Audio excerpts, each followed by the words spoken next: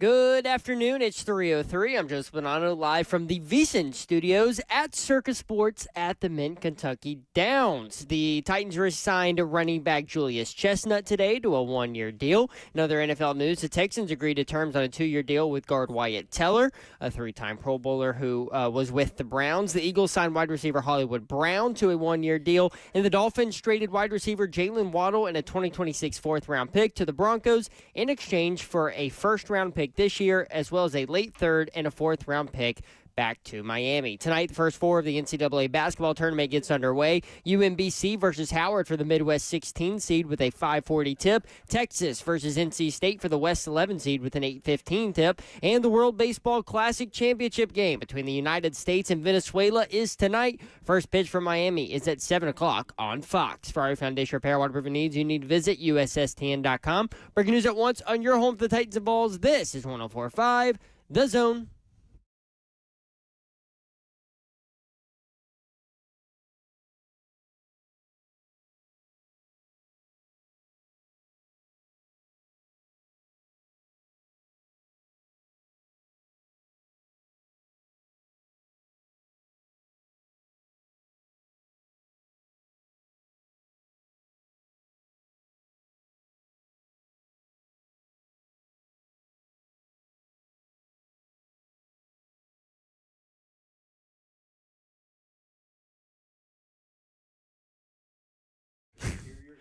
HL 104.5 The Zone. Happy St. Patrick's Day. Hopefully you're wearing green. Dawn Davenport is ensconced in green. I'm rocking it. I even have, look, Lucky Charm earrings. Shamrock earrings, which means the slot machines are going to be very good to her. Very good to you. They're calling my name. I already went and got my Players Club card. We are in Franklin, Kentucky at the Circus Sports Kentucky at the Mint Gaming Hall in Franklin, Kentucky.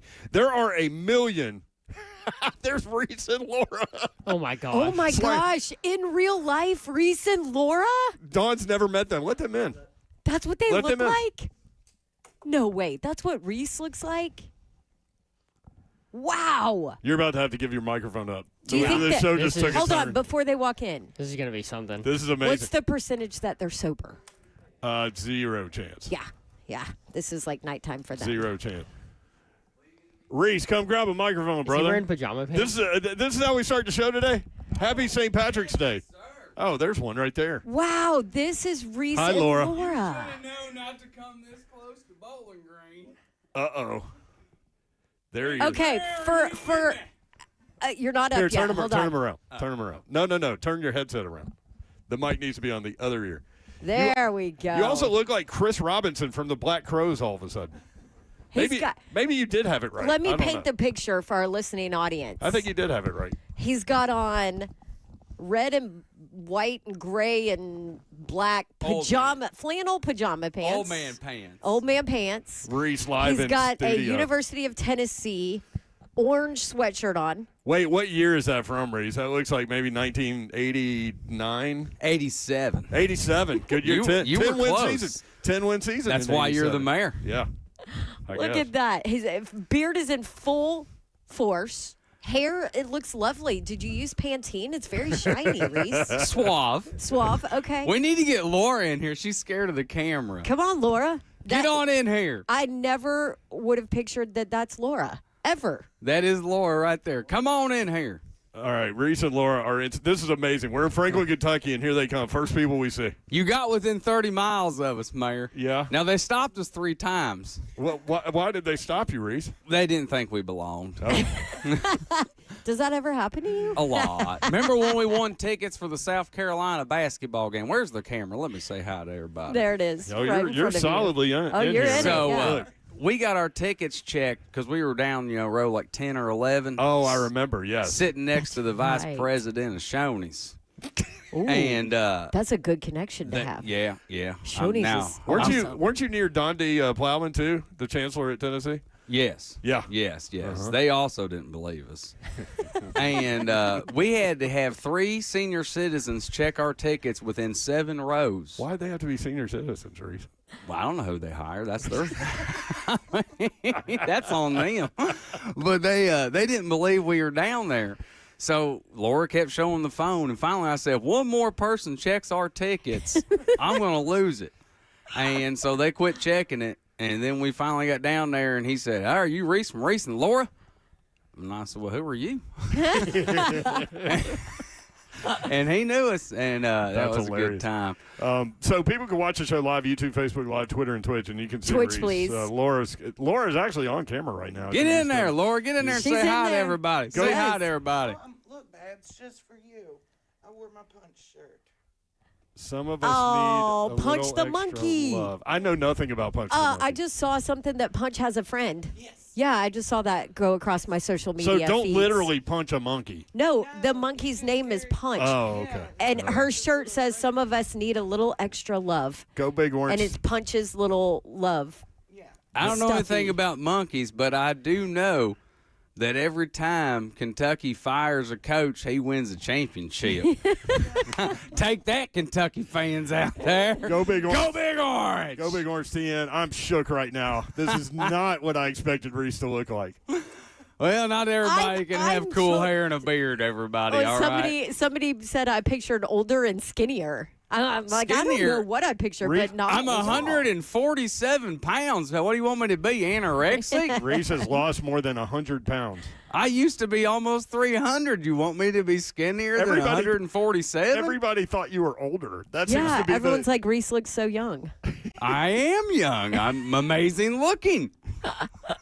Where is Big Slay at? Big Slay, I know you out there with me. Big Big Slay has had some travel issues. Travel issues. His Along plane- with everybody else in the country. Because there's plane- no basketball today unless you're like playing in the Crown or something Oh, stupid no, like the that. NCAA tournament starts today, Reese. Well, if you count those Tennessee's teams. opponent will play tomorrow. Tomorrow. Do you want SMU or Miami of Ohio? I want Miami of Ohio because they're not any good. if you play Miami of Ohio and Florida International 31 times and you win 31 times against teams like Florida International, that does not make you a good basketball team. That means you play a bunch of little toddlers and you beat up on toddlers. I used to coach youth sports. You remember that, Mayor? Yes, I do. Guess what? I beat them every time we scrimmaged, and I beat them every time we ran around the bases. Does that make me a good baseball player? Laura just goes, oh, not again. No, it does not. It means I beat up on inferior competition. Are you still allowed to coach youth sports in Bowling Green? I am actually still requested to, but my schedule does not allow it. Oh, you're a busy man. Well, I may be able to call y'all for a couple of weeks. I've been so busy. I mean, I'm like shocked. Is this your first trip to Circa Sports? yeah, I in used to Franklin, have a Kentucky? gambling problem. Oh, This probably isn't the wait, place you, for you you then. bet on No, I games all the sports time? bet. I sports bet. Oh, you're talking I about used to others. There's a have- difference, Okay. Mayor. I used to have a real gambling problem. This is actually the first time I've stepped in a casino in probably 20 years. Really? Yes. That's how much you love us. Very much so. Okay, well, I'm sure that Slay can feel the vibes. on Oh, the plane. Slay's always there. Yeah.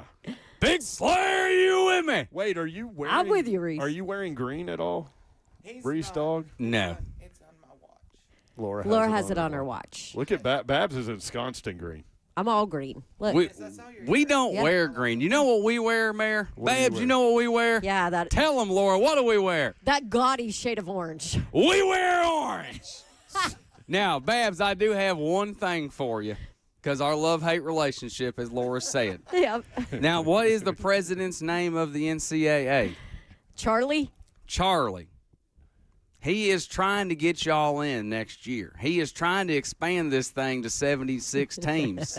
And if it would have happened, y'all would have been in this year. Yeah, yeah. And- You know what, Reese? I can't even argue with you. I can't hate on you for this because you are not wrong. Do you know where I am as an Auburn fan? Frustrated. Yes, where you guys were like, what was it, 6 years ago? It's about 6 years ago, right? In football? Before Rick Barnes Remember era. when you guys were a dumpster fire all the way around? Yeah. Are we talking basketball or football? All the way around. Yeah, yeah. Yeah, Barnes has been there for a while now, but yeah. Before Barnes, But before before- Heupel. yeah, we can feel you. We can feel you. Yeah, like that's where I feel like I am as an Auburn Well, fan. Bruce So left y'all. Bruce just abandoned y'all. Yeah, and then ran his mouth. Made it worse. Trish from Ohio. Wow, he does look like the Black Crows guy. You really do. Chris Robinson. Hey, is at his least name. your team's not getting suspended right before the tournament. Well, and the Black Crows drummer is from Bowling Green. Is the Black Crowes guy? He's dead, isn't he? No, Chris Robinson. Dear He's God, still thanks, alive? Babs. You look like a dead guy. All right, There's you're my good. fate, thanks to Babs. She's You're mad good. He's Auburn still didn't alive. make it. She throws me dead. Good to see you guys. Yeah, are we up against a break? We are. Where's we Zephyr? Zeph's right there. Zephyr! He looks like a Zephyr. All right, Zephyr, I tell you what. We're going to call you Thursday if we're on. But go ahead and hit that button one time. Go! Hit it, Ross. There it is. Rocky time. Let's go, Big Orange. Virginia, you're going down. Kentucky's going down in Sweet Laura. 16. Everybody's going down. Just cut me off whenever you want. We love y'all. Woo! Go, Big Orange! There he is. He's Reese. And Reese. she's Laura, and they're live in Franklin, Kentucky. More 3HL. When we come back, Jim Wyatt, TennesseeTitans.com. The NCAA tournament begins tonight. We've got a lot to get to as we broadcast live at Circus Sports Kentucky, the Mint Gaming Hall in Franklin, Kentucky. That was fun. Woo! We'll be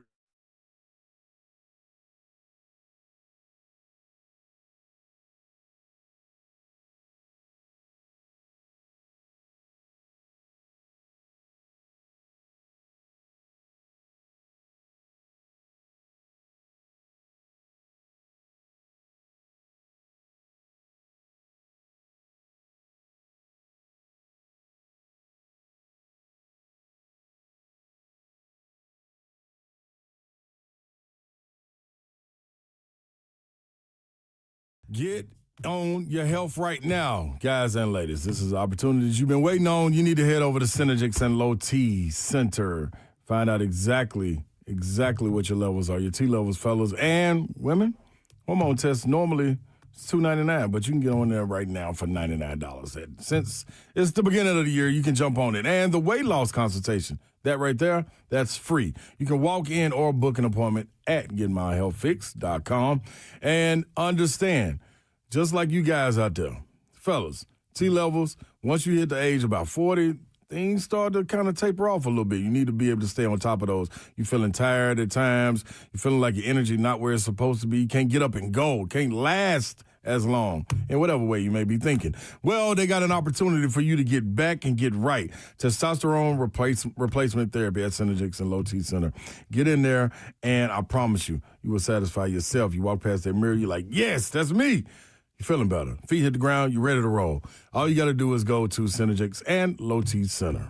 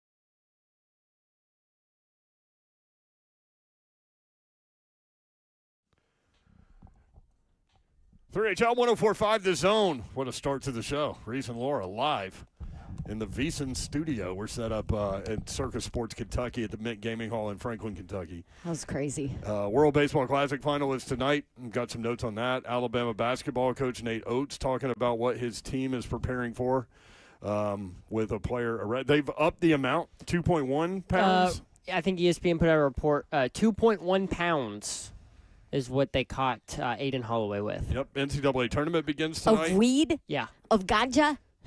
Of the devil's herb? She kept calling it pot yesterday, and everybody I just was hitting got her. yelled at. They were like, it's not pot. Yeah. Babs. So that is now 2 gallon-sized bags Marijuana? of weed. It looked like what you had in the car, but I think it was actually You had Rice Krispies crispy treats. treats. Yeah, for Slay. Who Travel problems for Slay. problems, so he's not going to get his Rice Krispie treats. We'll see. I think he's supposed to land at 3:39 p.m. Jim Wyatt joins us as he does every Tuesday, TennesseeTitans.com. Lots to talk about with Jimmy at J. Wyatt Sports. Jim, what's up? How are you? I'm doing great. It was a good segue for me to talk about how Franklin, Kentucky, or it used to be called Franklin Downs, used to be my dad's favorite spot. He used to sneak up there once a week to place his bets on the horse races. Simulcast back in the day. He went up to the gamble like the slots or the poker machines, but he used to love to play the horses, and he'd come back and watch them on TVG. And then when he got where he couldn't drive anymore, I used to drive him up there and let him get out and place his bets. So that was his favorite spot to go to. That place has come a long way too.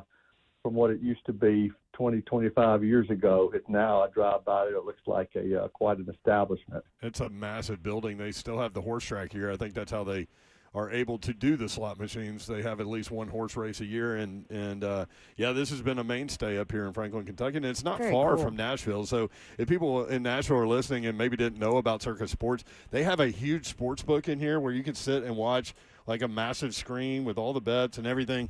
And you're, 42 minutes from downtown Nashville is what it took me today. So thanks for sharing that memory about Kentucky Downs.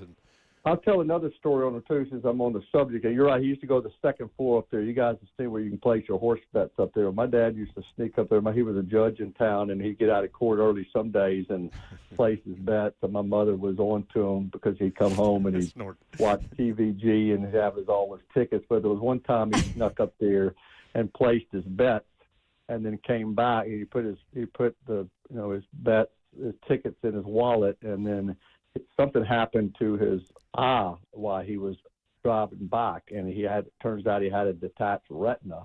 So he had to go to the hospital, and then he got to the hospital. He was on the emergency room, and they were asking a bunch of different questions. So they asked, my mother had gotten there at the time. She was sitting by him in bed in the emergency room, and they asked him for his license and some other identification, and she got into his wallet, and she found all his betting tickets from up there at Franklin Downs, and said, I thought you were in court today, and he got busted. He'd actually up there placing bets.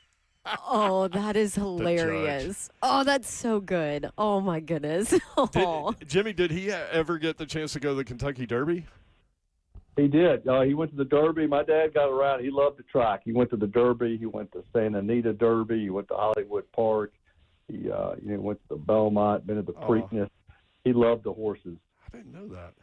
That is awesome. Jim Wyatt, a lot of times on family vacations, we just happen to be crossing through places that had either a dog track or a horse track. So when you funny went how that works. So when you guys went on these Dodger trips, like the LA Dodgers, you'd end up at a horse track somewhere over there? Yeah, back then there was like a harness track that was maybe going up through St. Louis. They had harness racing back in the day. Anywhere there was a track, we happened to be along the route we were going. Oh my gosh, that's so amazing. funny. That's amazing. All right, so let's talk about the rebrand, Jimmy. Obviously, you were there at the Pinnacle Entertainment venue. I don't think the rebrand could have gone any better, man. I think they've done an incredible job. I agree, and I think it looks great. I mean, I think certainly I get people are attached to the former flame logo with the flames and the old jerseys, and I get that. I mean, if you're a Titans fan, this team came here, and obviously late late 90s and became the Titans in 99, I get you're attached to that jersey, and there was a change made that changed it a little bit. But this is a drastic change from those days. But I think if you look at the color scheme and the new logo and the history of this franchise, and you still have elements of the Titans in there, I think the way it was put together was masterfully done. And yes, you're never going to have 100% of the people like it. Of course. But I will say, just in the course of the last several days, there has been a lot more positivity than negativity about it, at least in what I've seen in my mailbag, on social media, just visiting with so many fans that were at the event on Thursday night. I mean, I think it looks great, and seeing some of the signage come up around the building, seeing some of the merchandise that's already being put out with the logo and colors on there, I think it looks great. And I think people across the league have felt like the Titans hit a home run with this rebrand. The players' reaction to it, Big Jeff and Gunner and Cam, what was it? They all loved it. I mean, and I think you saw that, again, these are not the Oilers uniforms. I get that they look somewhat like it. Because of the color. I know. Yeah. Yeah, because of the color. Even back then when the Titans were wearing, and that was before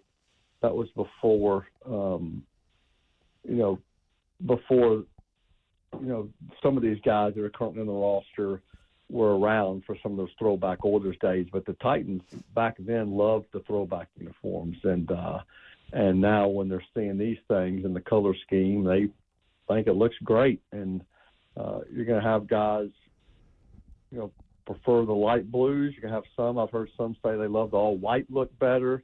I personally really like the white helmet with the white face mask. That's the biggest negative thing I've heard is that they should have gone with the red face mask. And I get that's not a bad look. I like the white better. I'm not saying that just because they went with the white, but the red, I just think is just too much. And if you want to blend better, a cleaner look, I think the white looks great. Well, and the franchise has never had white face masks too. I know that's a small detail, but yeah, in terms of the rebrand, from a marketing perspective, that's kind of where I was going with. You can like the uniform or don't like the uniform, or like a logo, don't like a logo, or whatever. But the way that they have presented this from a marketing standpoint, I think has been textbook, man. You could teach a class on it. From social media, the event, you were there, I was not, but the event looked incredible on social media. I can only imagine what it was like in the room with the symphony and Kyle Brandt going nuts, and former players and current players. McCourty. And it looked like inside the building was just incredible. It was great. Yeah, I agree. I mean, I think it was a great night, and just amazing. I was there obviously when they had the unveiling on Broadway. I guess that was 2018. That was a cool night too. I'll always remember that. But this is well done, a new part of town that is spectacular in its own right. That venue is great, and then just to see so many people come together and the excitement about it. It was well done. It was a lot of work by a lot of people. I mean, there have been people that have been working on this. Bert Nihill said that the decision was made to change the jerseys for 2026 back in the summer of 2024, and for the last couple of years they've done surveys. They've tried all kinds of different pitches that people have had to them about, let's try this, let's try that. Some they said were terrible, some they loved. And people question all the time, well, I thought the Titans were going to do this going into the 2027 season because of the new stadium and the timing of all the newness then. And I think early on maybe that was a thought, but as this new stadium comes together and you have to prepare for it, in order to get the signage up outside the stadium, inside the stadium, to do everything you have to do to get ready, you can't, you've got to do it now unless you want to put all the old logo in there and then start brand new tear it all up after the season. And I think from a timing standpoint, it just made sense to do it now for a lot of reasons around the new stadium. But also, I think I think the team in some ways got lucky that it was this off season, just because there is so much new. There's a new head coach, and what's shaping up as a new roster with 14 free agents signed, 2 guys acquired via trade. I mean, this is going to be a different looking team and a different feel, and I think it's a good time for a logo and a rebrand to come with it. Well, and it's, obviously as we sit here now, it feels like, a long time between now and the end of the 2026 season, but we all also know how fast that thing goes. Yeah, you're right about the signage. You got to start getting that up, and then you're going to scoop yourself. So might as well get it done. They did make one move. Julius Chestnut, 1-year deal, so another competitive situation there for him trying to make the roster. They seem to like him now, multiple staffs. Yeah, and it's just because he's a hardworking guy that is willing to do anything. His numbers as a running back are limited. That's not necessarily what he's on this team to do, but certainly if somebody goes down, he's capable of doing it. What he is here to do is to be active on Sundays, where he gives you an option, but also to be a core special teams guy. That's who can be involved in a number of different facets, whether that's as a returner or covering kicks. So he led the team in tackles last year. He's great locker room guy. Everybody likes him. He's just a tough, hard-nosed football player who, is a overachiever, I guess, in the eyes of some. He was undrafted out of Sacred Heart. I think he's the only Sacred Heart player I've ever covered here with the Titans, and every year I think people have counted him out, and he keeps surviving, kind of like Mason Kinsey to some degree. So yeah. He's back. They've got numbers there for now, but I still think anything is on the table as far as the draft goes. Yeah, that's definitely true. And we'll see what's going on, because right now it's Pollard, it's Spears, it's Chestnut, it's Mullings, and we'll see what else. We'll see what else happens. Yeah, I will say, you look at a lot of these mock drafts, all of a sudden now with what the Titans did in free agency with, all the talk, there's a lot of mock drafts that and what other teams honestly did in free agency, a lot of mock drafts that put the Jeremiyah love to the Titans at 4 out there. Yeah, and that's, and I get to see it every week. I've done 4 rounds of these mock draft roundups, and early on it was all defense. Started mixing in different positions, I guess, the second week. But once free agency hit and some of these other needs were addressed, and I think starting with the Jermaine Johnson trade, I think that's kind of opened up other positions for the Titans other than edge. It's still a need, in my opinion. Mm-hmm. It's a matter of how early. But I did my most recent one on Monday, yesterday. I think of the 20, at least 5 or 6 I've loved. I've noticed that Mel Kiper and Daniel Jeremiyah, 2 of the biggest name draft experts, put out new mocks today. Both of them have love. McShay and Brugler been too. Here for a visit, so yeah, we'll see. I mean, he's a great player, and I certainly wouldn't hate that. But now it's up to Mike Berganzi and company to decide if there's somebody else who is more of an impact player that they think is a can't miss draft prospect, and if that can convince them to go somewhere else. Your Vanderbilt Commodores with a great run to the SEC tournament final, and they were right there too late in that game. I know if people look at the final score, you might think differently, but they were swapping basket for basket, playing really well. Vandy fans really showed up in that building, and it was fun to watch them. They should have been a 4 seed, but they're a 5, and maybe a rematch with Florida, rubber match in the Sweet 16. I know you're proud of your Commodores. I was. It was a fun weekend, and you're right. I was proud to see so many Vandy fans out there on Sunday. It was a great atmosphere. It was a great game. That first half was incredible, just the back and forth and some of the shots that were made. Vandy played pretty much not a perfect game against Florida, but they played really well. And then, unfortunately, Arkansas kind of did the same to them. On Sunday they shot 63% from three-point range, and when you shoot as many threes as they do, it's hard to win when that happens. Arkansas is tough to guard. They got good length great length.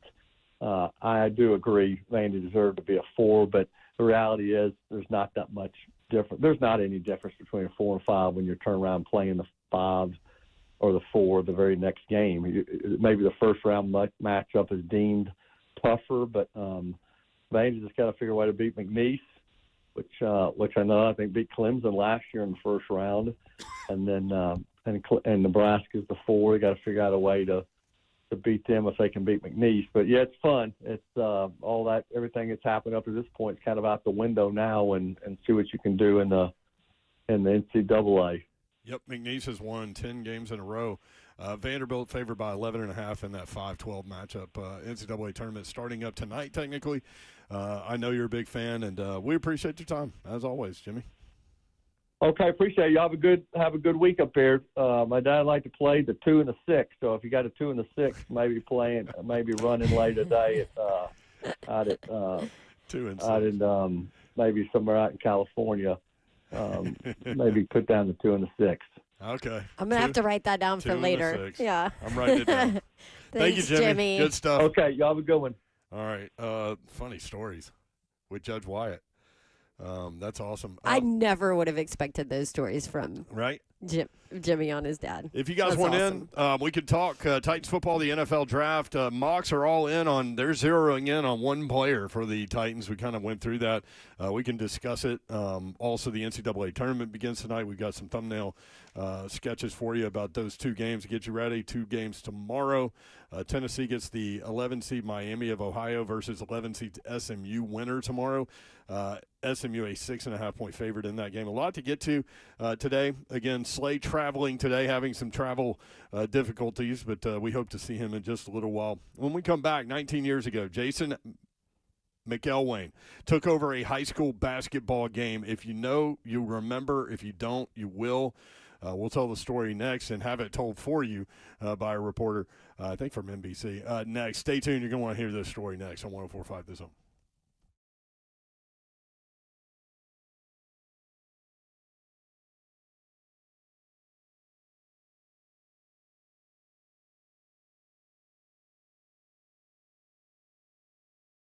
I want to tell you about my friends at Brentwood Jewelry. The Amamali family are there and ready to help you with any of your gifting opportunities throughout the course of the year. They have an incredible selection of anything you might want in the jewelry world.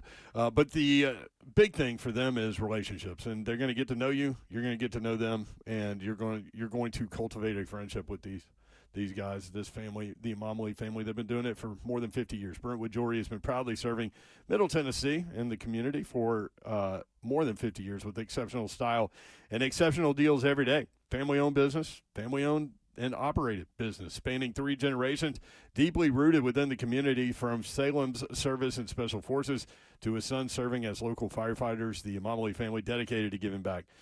Support local. Shop Brentwood Jewelry. Brentwood Jewelry here to help you pop the question. If you're looking to get that done, let them help you take the stress out of selecting the perfect engagement ring. They can help you find a beautiful ring in your ideal budget. Browse their incredible selection of one-of-a-kind rings, or talk with their custom design specialists to create a stunning ring as remarkable as your loved one. 7012 Church Street in the heart of Brentwood, just off Franklin Road. Exceptional style, exceptional deals every day for more than 50 years. Visit BrentwoodJewelry.com.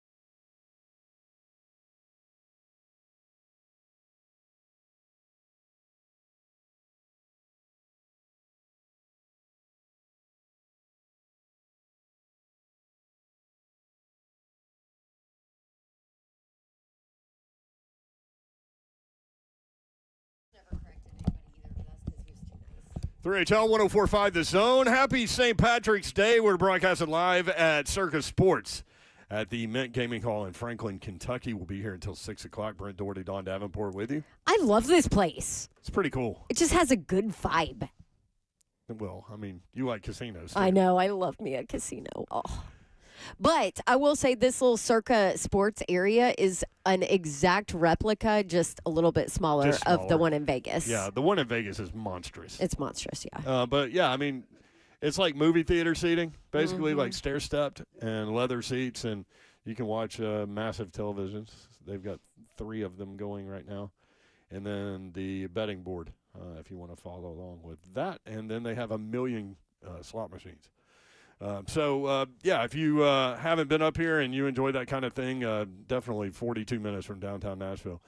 Circus Sports Kentucky, designed by players for players, inspired by years spent on both sides of the sportsbook counter. Circus Sports Kentucky app brings their own wish list, your own wish list, to life. Located in the heart of downtown Franklin, Kentucky, at the Mint at Kentucky Downs, their sportsbook blends modern technology with traditional retail service, with more than 1,700 square feet of high-definition displays and ensuring both quick self-service and hands-on assistance. You got some hands-on assistance earlier, and they were very kind. They were very kind. I went and got my player's card and got my free play bonus, all that. You can learn more at circasports.com. Ross, do we have this little bit of audio with the storytelling aspect of Jason McElwain? 19 years ago this happened. And I remember it, do you? Yeah. He ended up winning the ESPY. I'm not asking you, Zeph. Zeph wasn't, what were you, like 3, 4 years old? He was 5. At least he was born. I'm trying to get some details on the backstory here before we go to the report that aired. Yeah. 19 years ago, a high school basketball coach put his team manager into a game for the final 4 minutes. The kid had never played a single minute of competitive basketball in his life. Jason McElwain was diagnosed with severe autism at the age of 2. He didn't speak until he was 5, could not chew solid food until he was 6. He, as a baby, was described as rigid, would not make eye contact, hid in corners away from other children. He tried out for his school basketball team every year and got cut every time, too small. He was 5'6" in high school. But he loved the game so much that his mom called the school and asked if there was any way that he could be involved. The coach created a team manager role for him. For 3 years, McElwain showed up to every practice and every game. He wore a shirt and tie on game days. He ran drills, handed out water, kept stats, cheered every basket that his teammates made like he had scored it himself. On February 15, 2006, the last home game of his final school year, his senior year, his coach let him suit up in a jersey and uniform and sit on the bench. With 4 minutes left and a comfortable lead, the coach sent him in the game. We'll tell you more in just a second. Here's the story that was done on CBS News about this 19 years ago. But hard practice tomorrow, all hour and a half, and let's get ready for Arcadia. Let's go. 1, 2, 3, 2. Because he has been so devoted to the team, for the last game of the season, Coach Johnson decided to let Jason actually suit up. Not to play necessarily, just to let him feel what it's like to wear a jersey. At least that was the plan. But with 4 minutes to go in last week's game, Coach Johnson stood up and pointed to number 52, Jason McElwain. After years of fetching water and toweling off other people's sweat, Jason was actually in a game. His first shot was a 20-footer from the right baseline. Was it close? Did you almost make it? I just airballed it. I'm like, just, dear God, please, let's just get him a basket. His second shot missed too, but the third was a charm. A three-point no-doubter. And Jason wasn't done yet. Not by a long shot. If I wasn't there to witness it, I wouldn't have believed it, you know. You caught fire. I just caught fire. I was hot as a pistol. Jason ended up shooting 6 3-pointers. Oh, my goodness. One right after the other. He had 20 points total, and each time a shot went in, his teammates and the crowd went a little crazier. His last basket, right at the buzzer, created total mayhem. Because he is autistic, Jason says he's used to feeling different, but never this different. Never this wonderful. Oh, how cool is that? Dr. 19 Lima years ago. with the story, and he writes, his mom tapped the coach after the game on the shoulder in tears. She said, "This is the nicest gift you could have ever given my son." McElwain won the ESPY Award for Best Moment in Sports that year, beating out some of the biggest names in professional sports. He's 36 years old now. He works at a local supermarket, coaches basketball, has run 17 marathons, including 5 Boston marathons, and travels the country speaking about never giving up. When asked about that night, his coach still gets emotional. For him to come in and seize the moment like that, the way that he did, was certainly more than I ever expected. I was an emotional wreck. So we'll tweet out the story so you can watch the video, but we felt like the video was good enough You could from hear an it. audio standpoint, and it kind of told the story well enough. But if you do go watch, I put it on my Twitter because Scott Van Pelt talked about it. He said, I've been at ESPN a long time. He quote tweeted it. Been at ESPN a long time. And he said, this one was an all-timer. Before social media, it was as viral as a story can be. Watched it on a tape in the newsroom. Couldn't stop watching his teammates. And it's such a cool video where his teammates the entire gym loses it. He just keeps making threes. Oh, it's so cool. Can you put it on the 3HL feed? I remember also it, at Dawn yeah. Davenport TN, yeah. I can't believe it's been 19 years. I mean, I I remember that story. know. Crazy. Before social media, do you remember those times? Do you know why I signed up for Twitter? Chris Johnson. Yeah, I remember. Is the sole reason that I even got on Twitter because it was the year that he was going to hold out from training camp, and I was working at WKRN as the weekend sports anchor at that time. And so he would put his own updates on Twitter. Nowhere else. So you had to be on Twitter to see what CJ2K was thinking and updating. Right, so and back then, Chris Johnson's the reason I got on Twitter. Back then, you would, wait for sound bites or, Right. Opportunities to get him on camera. Yeah. And any of the players. But that became a vehicle for them to get their own story out there. Exactly. And in his case, I think he quit doing it for a little while because he was getting his stuff out there. And he was that's getting for himself sure. in trouble. Yeah. So, I'm trying to figure out how can you joined April of 2009. That's when I joined. Oh, yeah. Where does it say at the top? Just where you go to your profile. Yeah. July of 2009. It was July because that was training camp. That was when That's it. that was when That's it. CJ2K was going to hold out if he didn't get the money he wanted. Well, and for us, just a little backstory on media and the way that we are all searching for ways to do it better and to be out in front and all those things. Mickey Ryan and I were doing a show called Overtime back in the day, like 2008, 2009, right in here. And some nights we were on from 9 until midnight. So we got third shift guy and like for them, the way that they could communicate, they couldn't necessarily call from work, even though they were listening, but they could send us Facebook messages. So we created a Facebook page for Overtime and people sent messages there. So when Twitter popped up, that was even better. They were like phone calls for Sports Talk Radio. Yeah. Which is still kind of the way. And now we've got Zone TV. Will Bowling with the chat, yep, getting that done for us, and now we've got the chat in there too. So, it's ever-changing world. We all know it. Got to jump on. By the way, speaking of social media, I think Maddie from our promotions team put out baby pictures of most of the hosts on 104.5 The Zone. So you can go, where is it, on Instagram at 104.5? I saw it on Instagram, yeah. Because have you seen the viral trend of the baby picture of like, hey, this is like, I think the SEC did it. This is the one who checks your credentials. This is, this is who, whatever. So Maddie did it on The Zone, and so it's, this is who wakes you up on your drive to work, and it's Ramon and Will in the morning, and their producer. By the way, Ramon's is so funny. Yeah. This is Wait, the most. Is Ramon in diapers in that one? It looks like it, but he looks like a big baby to be in diapers. But I have a feeling Ramon Foster might have been big from the get-go. I don't know. Offensive lineman baby. Right, exactly. And then this is the most chaotic duo on 104.5 The Zone. I'm guessing Buck probably didn't send a baby No, picture because he's a Bert curmudgeon. and Pan. Yeah, that's Bert and Pan, I bet.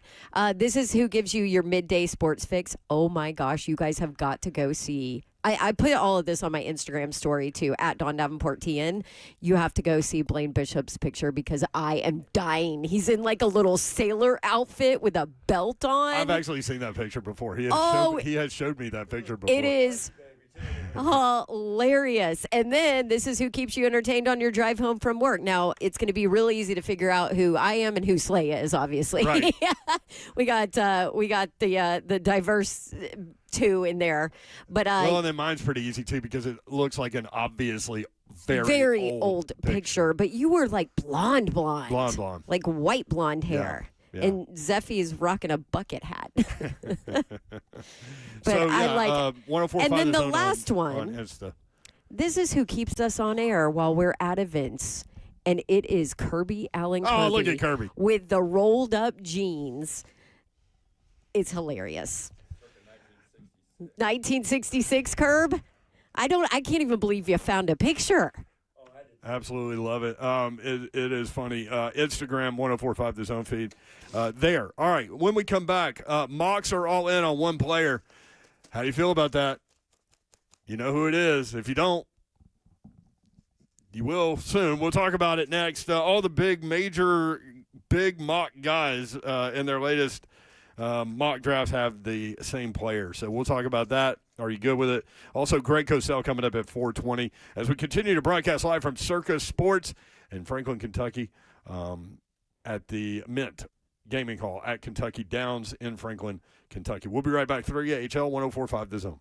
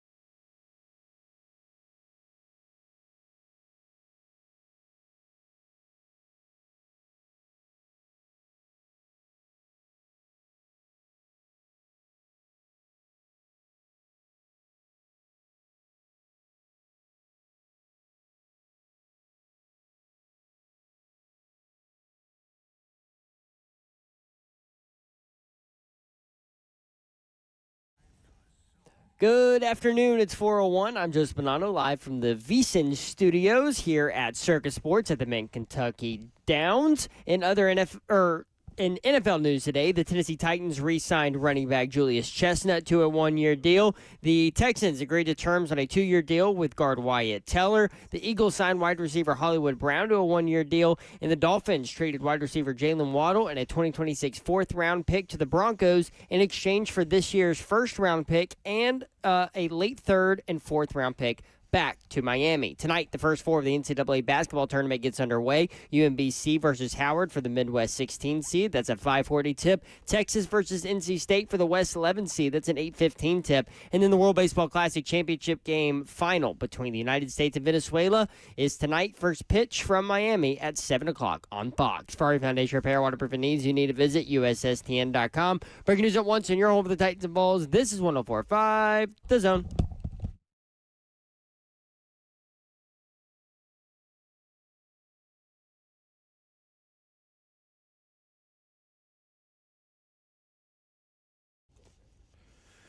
HL 104.5 The Zone. Britt Doherty with you on a beautiful day in the Music City. It's also a beautiful day in Franklin, Kentucky, as we broadcast live from Circus Sports at the Mint Gaming Hall in Franklin, Kentucky. We'll be here until 6 o'clock.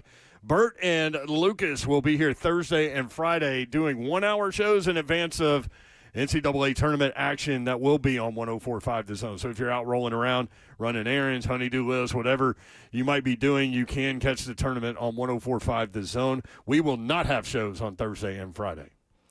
I will be taking care of Mr. Babs because he has knee surgery. Oh, what a did he do that on purpose so he could sit there and watch basketball? He actually did not. That's perfect planning. But it is perfect planning. Planning on He did not because originally he was supposed to have it not last week, the week before.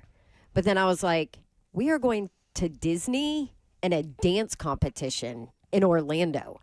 The last thing I need is you hobbling around on a new knee, right? Or a bad knee. Or a bad. Well, he did hobble around on a bad knee, and it was a little bit of a disaster. But I'm like, let's go, walk faster. I know. I'm like, oh, yeah, I forgot your knee's shot. Anyway, so he had to reschedule it, and they rescheduled it for Thursday. And I looked at the calendar, and I'm like, this is brilliant for you. I mean, brilliant. Yeah. And also, I'm off work. Yeah.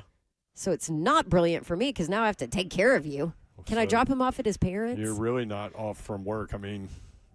I will be watching games like he will. Yeah, that's exactly right. Don Davenport is here, y'all. What up? Let's go. At Dawn Davenport TN on the socials. You can hook in with her there. She is in green. I keep saying she's ensconced in green. Do you have, like, green socks on, too? No, I don't have any socks on. Oh. Well, but those boots. They're Uggs. Smell great. They don't smell. My feet don't sweat. I don't sweat. I glisten. Yes. Well, she's glistening in a casino right now. The sportsbook is behind us, so if you are watching live on YouTube, Facebook Live, Twitter, and Twitch, please, you get kind of a feel for what is going on back there. There are, a billion, seemingly, slot machines that are here, and all kinds of food opportunities. They do have a Spring Hill Suites connected that looks brand new over there. So this would be a great place to watch games. I have heard through the grapevine that perhaps our friends Bert and Lucas will be staying there. On Thursday night. On a Thursday night and then have to do a show on Friday. I expect a full social media recap of the debacle that will happen on Thursday night here. Yeah, they should just keep a log, like a social media log of what's going on with video, because it'll get funky. Maybe we should stay. The next time we're here is what? The national championship night? Yeah, April 6th. Maybe we should just make it a trip. Stay here and watch the stay game here and watch it? Yeah. Well, you'd be over there with a little side eye on the game. We can bet the game here? Yeah. She'd be parked right there at that slot machine that's right in front of the TV. Yeah. That's right. You've got your little card? Yeah, I already got my player's card. It's got like a belt. I know. I hooked it to my belt so I won't forget it when I sneak out during breaks to hit the slot machine. I mean, the last time you pulled at Circa in Vegas, you won $1,000. I won $1,000. $1,000. Now, unfortunately, had a rough week prior to that, so Well, it could have been rougher. could have been worse. NCAA tournament begins tonight.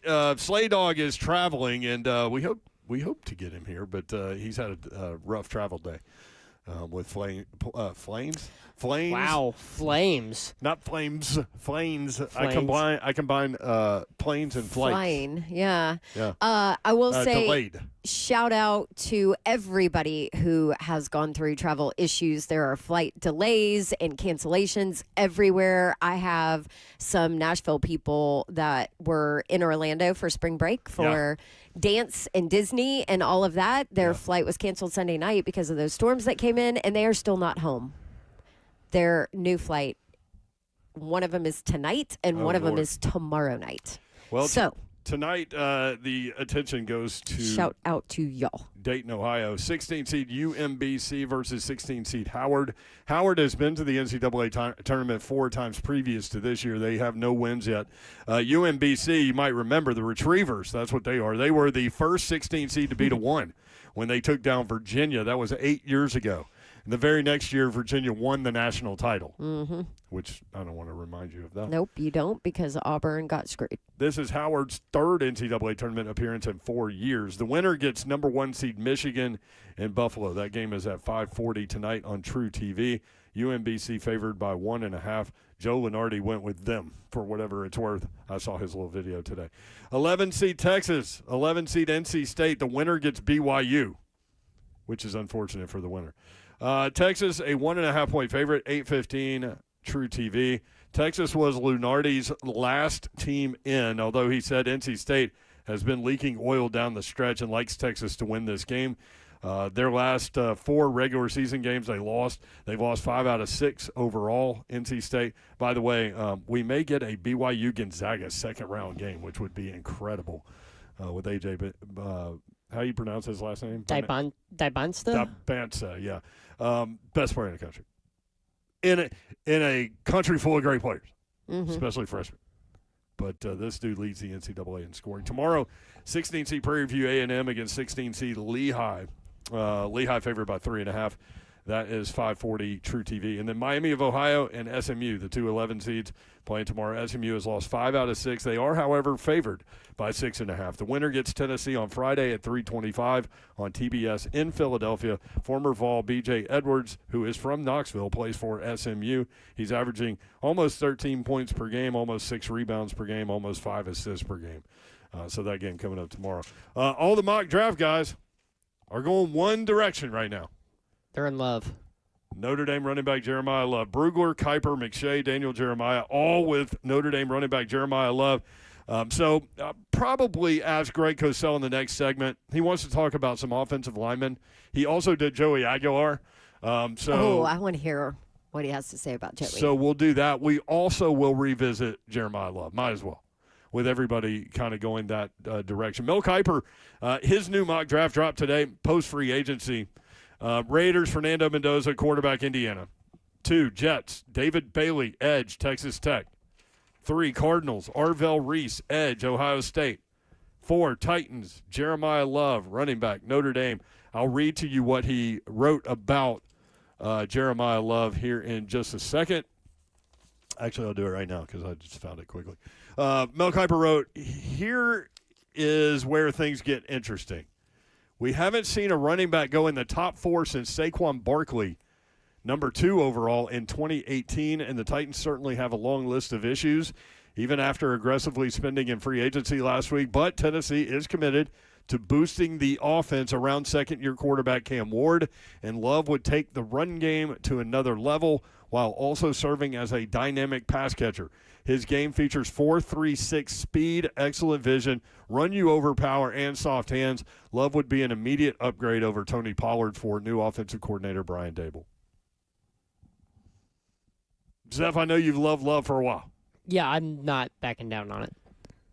Rhett Bryan was the first guy I heard start talking about him when Stoney Keeley asked about him on 3HL, and that's when kind of all the Love talk started. When I think of, and I know they're doing this whole rebranding, but when I think of the Tennessee Titans, every team that's been successful for the Tennessee Titans has had an elite running back. Earl Campbell. Eddie George, Chris Johnson, Derrick Henry. Like, running backs are the history of Tennessee. You can't find a franchise in the NFL that has a better group of running backs than what the Houston Oilers and Tennessee Titans. The question, though, and it's a fair one, do you utilize a number 4 pick for a running back, a position that has, well documented, been devalued? Now, you have had the Saquon Barkley season. You've had Derrick Henry going crazy in Baltimore. So you see what those kinds of seasons can do for you with a running back that's elite. Did they win the Super Bowl? No, they didn't Nope. win the Super Bowl. Nope. Just saying. But they also didn't win 3 games. And, my argument, I think, Babs, is second-year quarterback, anything you can do to help him. Anything you can do to help him stay out of 3rd and long. And primarily you need a run game. Now, a lot of that has to do with the offensive line, which has to be addressed. And still got some work to do up we there. say that every offseason. It gets so frustrating.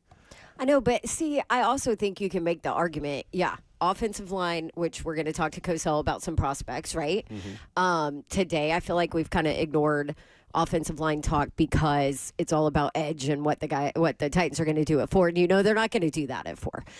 Well, you don't know anything, but you assume they're not going to do that at 4. But also with the lack of success, second-year quarterback setting him up for success. Yes, I understand Jeremiyah Love, game changer from a running back position, but offensive line, that's an issue. I mean, Cam Ward, who was he throwing to? He's throwing to 2 rookies by the end of the year who were 4th-round picks.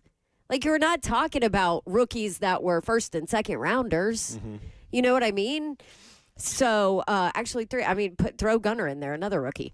So, the wide receiver room is an issue. Now, they've done some things with Wan'Dale Robinson. Calvin Ridley's back. He's restructured, whatever. So they've done some things to address there. But on the other side, too, defense couldn't get off the field. That didn't help you at all either. I mean, so you can make the argument that to help your quarterback out, you don't need to go Jeremiyah Love and running back at 4.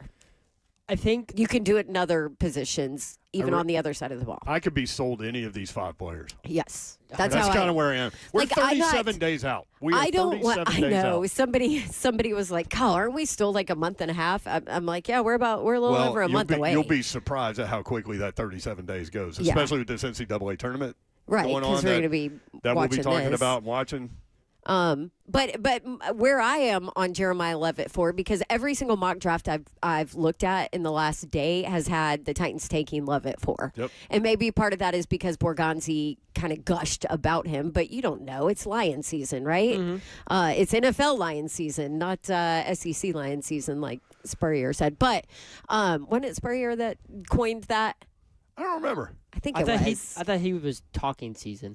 Oh, that's right. He's talking season. season. You're right. Yeah. Anyway, so where I am is I'd be fine and great with it if they took Jeremiyah Love at 4, but I would rather have one of these edge guys at 4. I guess with the positional value thing, I think what they have to determine in that front office is whether or not Jeremiyah Love, as a football player, transcends what the quote-unquote positional value of a running back is and how that stacks up. So an elite guy... Is he your best player on the board? Yeah. An elite guy at a devalue position versus a good guy and maybe one of the pass rushers. Right. Good, at a valued position. At a valued position. Where does that weigh? In this mock, and nobody knows that except for the people in that room. Because it's their philosophy. In this mock, though, at 4, David Bailey's gone, Arvell Reese is gone, so it's Reuben Bain Jr. or Sonny Styles, which is an inside linebacker. Yep, and I don't want Reuben Bain So Jr. in this scenario, you probably would go Love then. Probably. Yeah. Yeah. All right, let's talk with Greg Cosell when we come back. NFL Films, NFL matchup. He'll break it down. He did Joey Aguilar today, I think. As a matter of fact, I watched his tape. That'll be interesting. Because I don't think a draftable guy, really. But we'll see what he has to say. We'll take a look at some offensive linemen, Titans in desperate need there, obviously. 3HL, broadcasting live from Circus Sports in Franklin, Kentucky, the Mint Gaming Hall in Franklin, Kentucky. 3HL, 104.5 The Zone.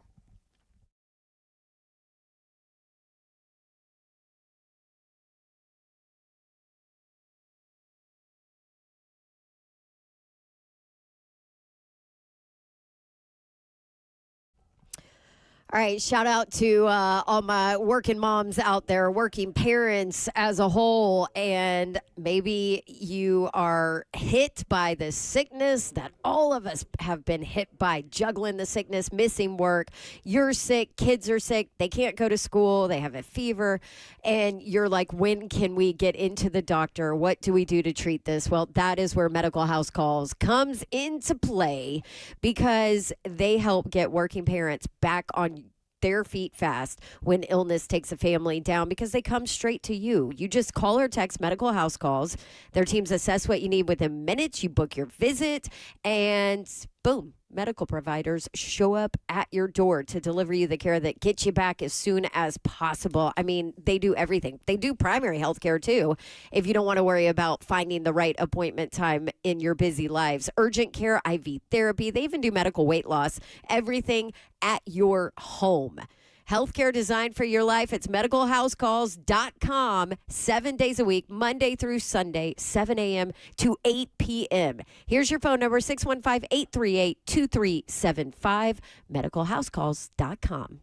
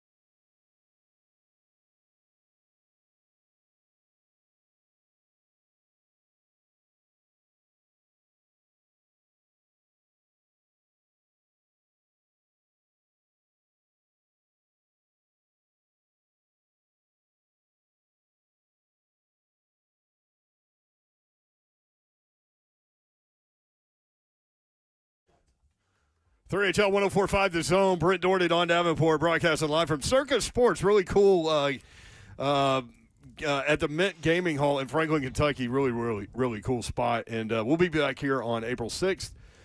Bert and Lucas Panzica will be here on Thursday and Friday doing an hour, right? Hour on Thursday. Then they said they had they were going to have a competitive space between them, whatever that means. I think maybe alcohol involved. And then they do another hour on Friday. So that's what's going to happen up here. Devonta. I just froze. Sometimes you just freeze with names, man. It just happens. And I heard Slay say this last night. He did a great job on ESPN2 on the March Madness marathon deal, bracket marathon.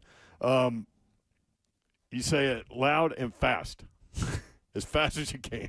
Devonta. Anyway, Greg Cosell joins us now. NFL Films, NFL matchup, usually on Thursdays, but we're off on Thursday, so Greg moved up to Tuesday, and we appreciate that. Greg, how are you?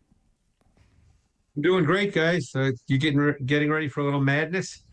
Little March Madness starts today. I know We're at the sports book getting ready. Yeah, you're a film evaluator and the best at it, but I know you grew up a basketball guy too, so I'm sure you enjoy this. Oh, yeah. No, I look forward to it. I don't do what I used to years and years ago, which was pretty much just plant myself in front of the TV and watch every single game that's on. My life isn't quite like that, but I used to do that. I love it. Where are we going to go? Where are we going to go today? Where do you want to go first, Cosell? We're 37 days until the NFL draft. You know who I watched today, guys? Who? You know I watched today, and I kind of liked him, and I think he's going to be drafted. Whoa. I watched Joey Aguilar. Oh, please you think he's going to be drafted? Please tell us more. Oh, fill us in.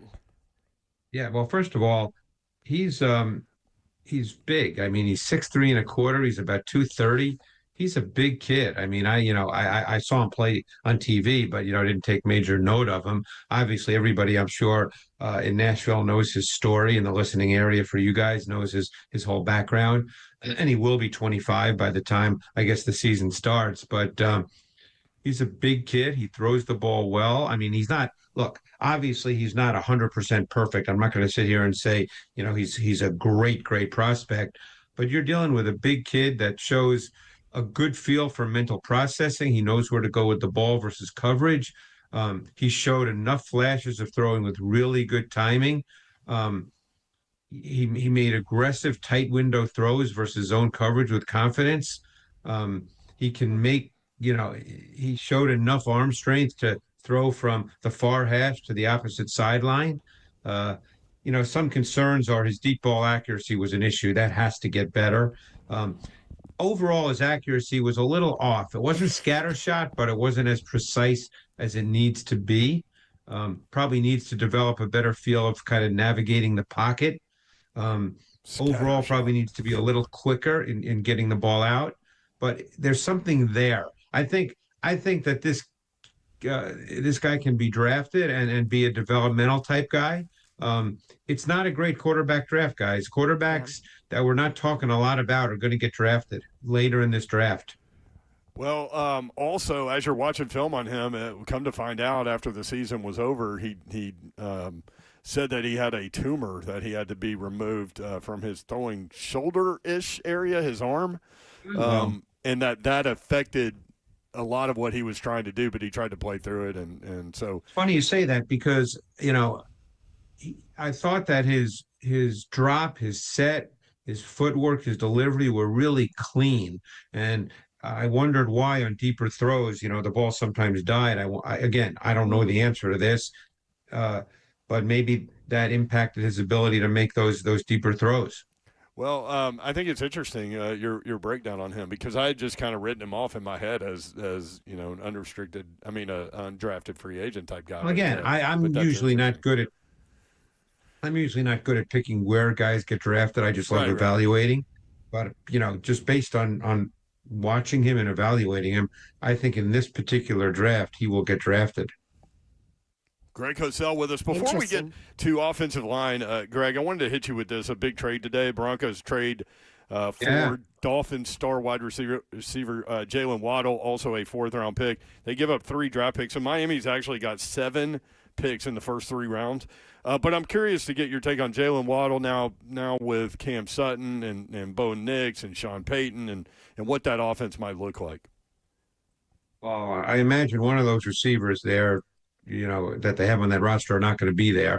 Waddle, when healthy, and of course he's fought injuries for much of his career, but when healthy, he is an explosive weapon.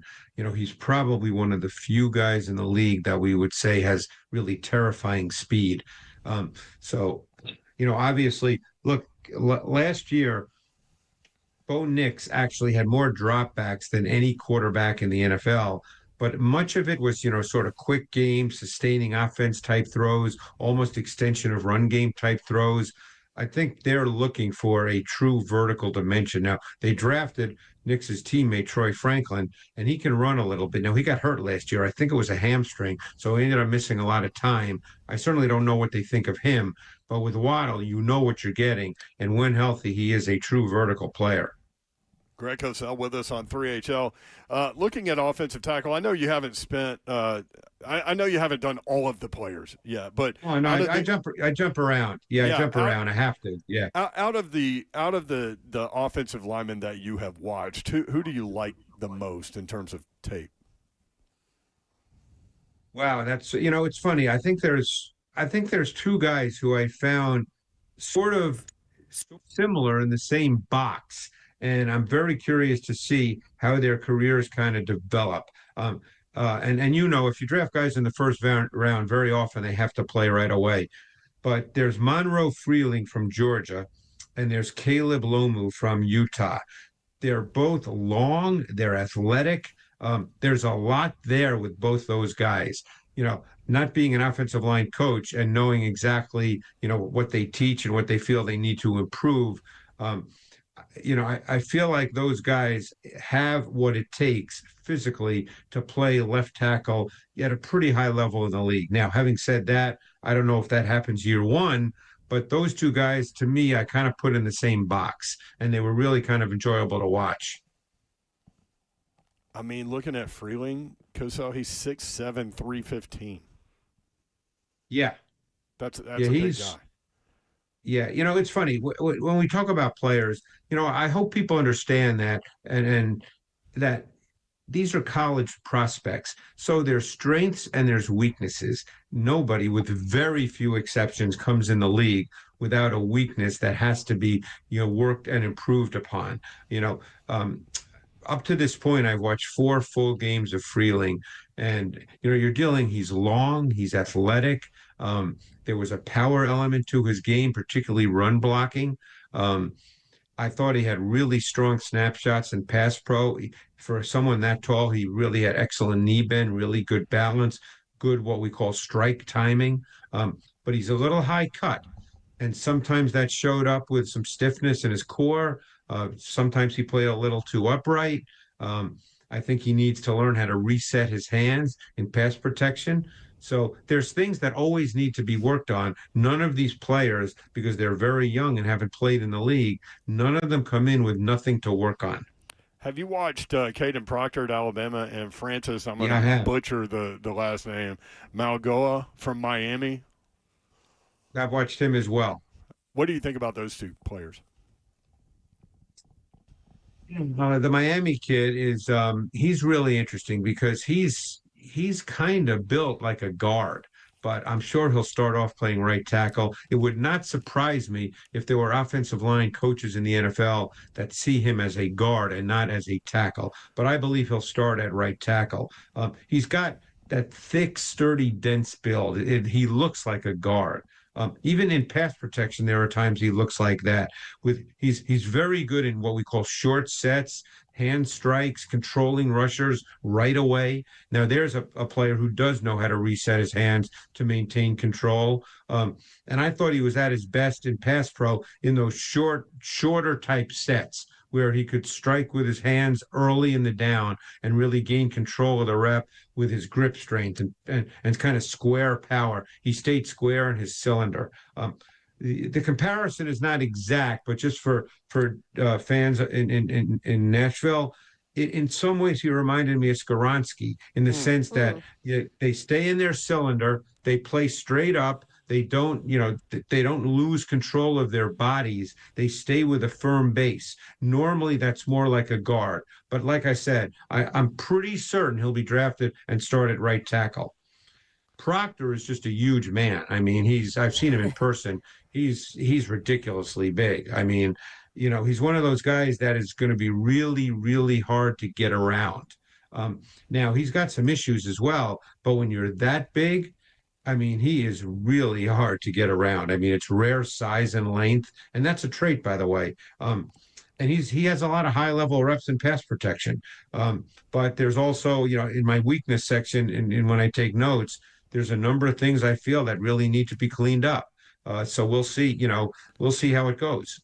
It's interesting. We talk about every year. We talk about offensive tackle prospects that you think would be better fits inside, and it just makes me think of like how hard it is to find really good starting offensive tackles in the NFL.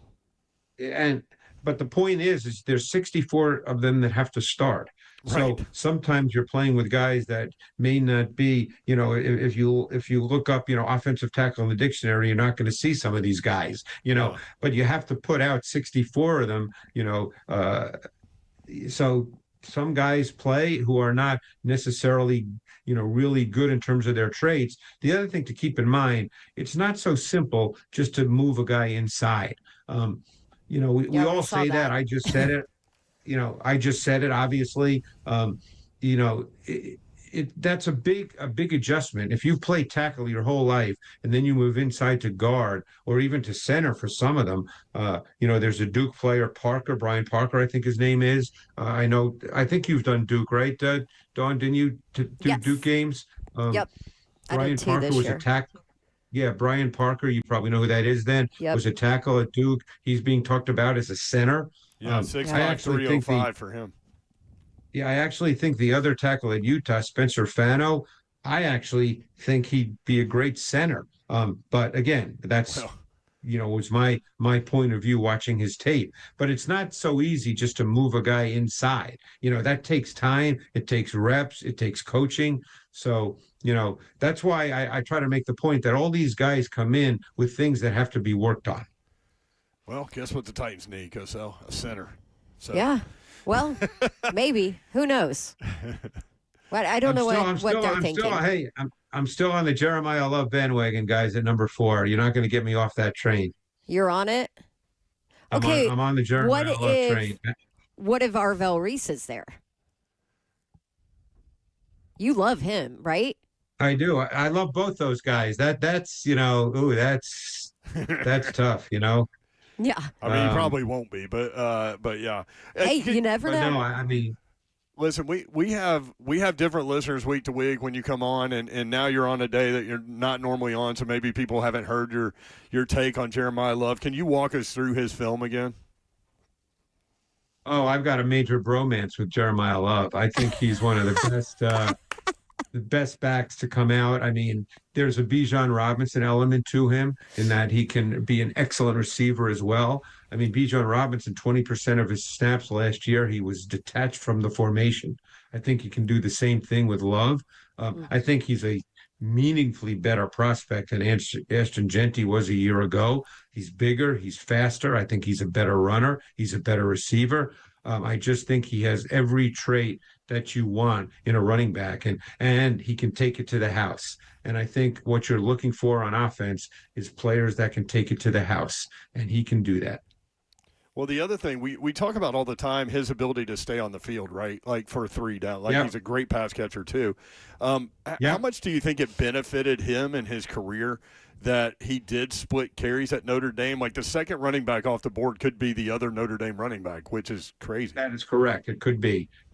Well, I think in Love's case, it's great because in 2024, he had 163 carries. In 2025, he had 199. So he's never carried 200 times. So he's not going to be worn out. The more I watched him, the more I thought of Bijan. I also thought of Jahmyr Gibbs with the instant acceleration and the home run speed. There's very little not to like about Jeremiyah Love. I mean, do we know for sure that he could carry 280, 300 times in the league? We don't know that because he hasn't done it, but he's not a small guy. So, I think he's a really, really good prospect. One of the best we've seen at running back, in the last 10 years. I don't want people to think I said the best. I said one of the best. It's so funny because literally Furman was just texting us that it would be a travesty if the Titans took Jeremiah Love at 4. And I'm like, you have no idea what we're talking about right now on the show with Greg Cosell about Jeremiah Love. Believe me, I've been doing, Dawn, you know me, I've been doing this long enough to know that there's a lot of people, really smart people that we all would have great respect for, who believe that you don't take a running back, not only that high, but even in the first round. Right. Yeah. It obviously worked out for the Lions when they drafted Jahmyr Gibbs, I think at 12. I could be wrong on that. I thought it was at 12. I think you're looking for explosive players who can line up in multiple spots in your offense. Yeah. Now, again, I understand the people who think that you don't do that. That I get it. But, I think that he's just a special player. And I think that he's one of those dynamic players that can score from anywhere and line up anywhere in your offense.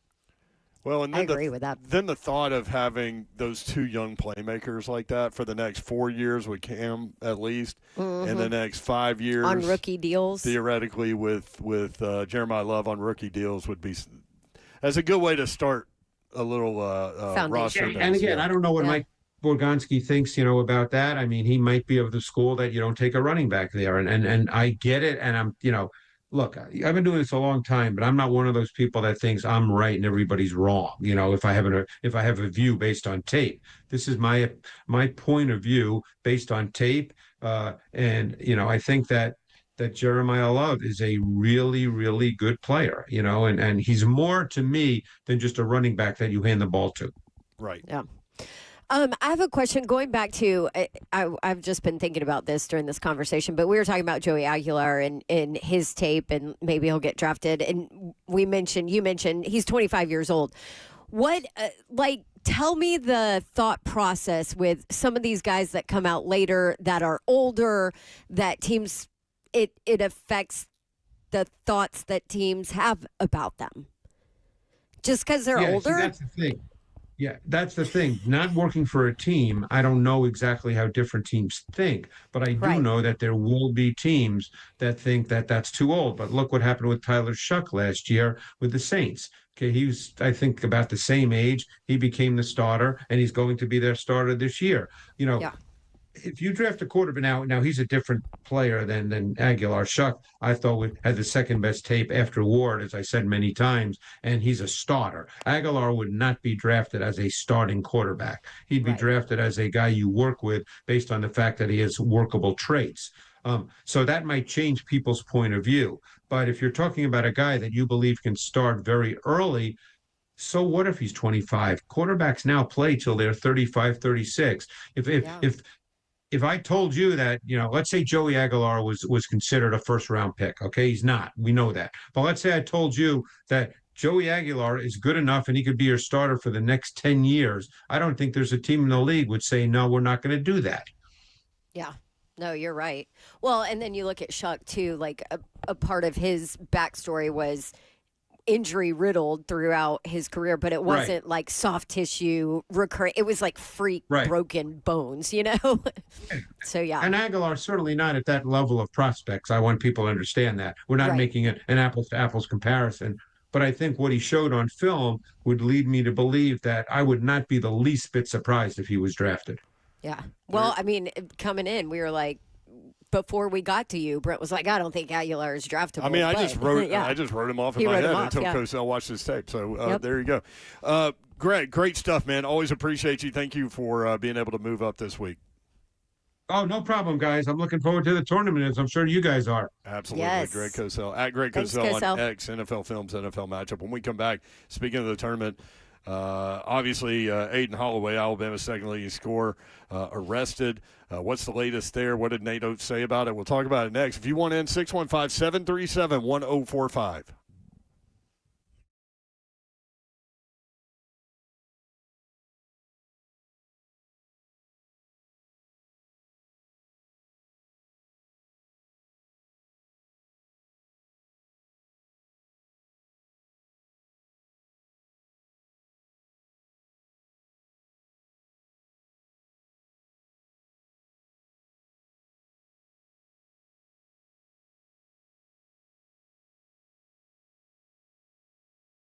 What's happening, good people? Big Slate coming to you with medicalhousecalls.com. Big salute to my guy Chuck McDowell holding it down over there. Healthcare designed for your life 7 days a week, Monday through Sunday, 7 a.m. to 8 p.m.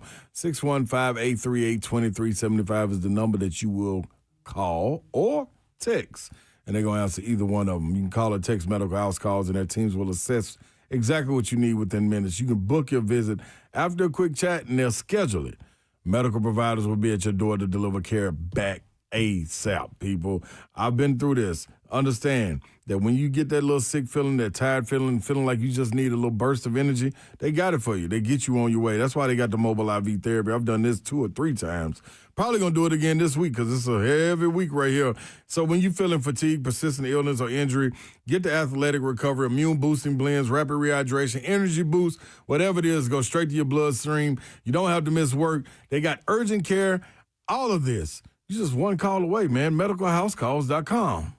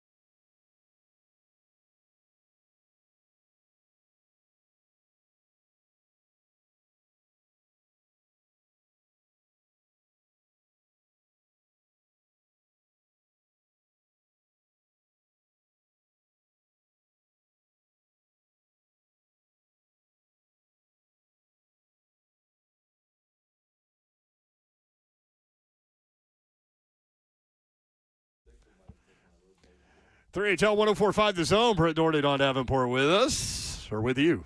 We're with us too, I guess. Slay Dog with some traveling issues. He'll be back at it tomorrow. Tomorrow we will be broadcasting live from ML Rose in Franklin, and I've heard great things about that location. I've not been there. I've been to the one on 8th Avenue South, and I've been in the one in Capitol Grill downtown.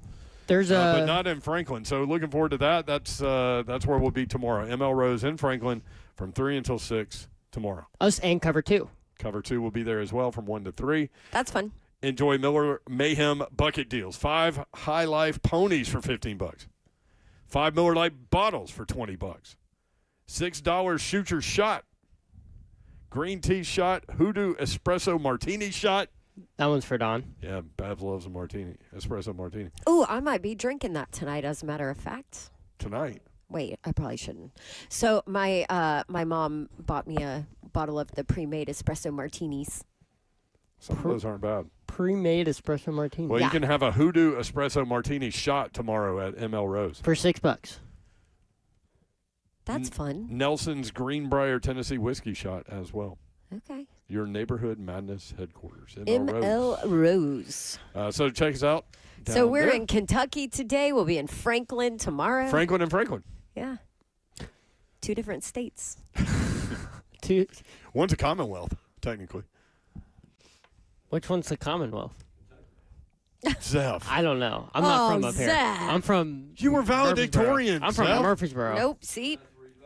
Tennessee is a state. Huh. Kentucky's a Commonwealth. What's the difference? Now we're going too deep into it. Virginia's a Commonwealth too, right? Yeah. Kirby goes, there's like 3. Well, there's 2 out of 3. That's pretty good. So there's pretty only good odds for us there. So there's only 47 states? No, they're all states, but, technically it's.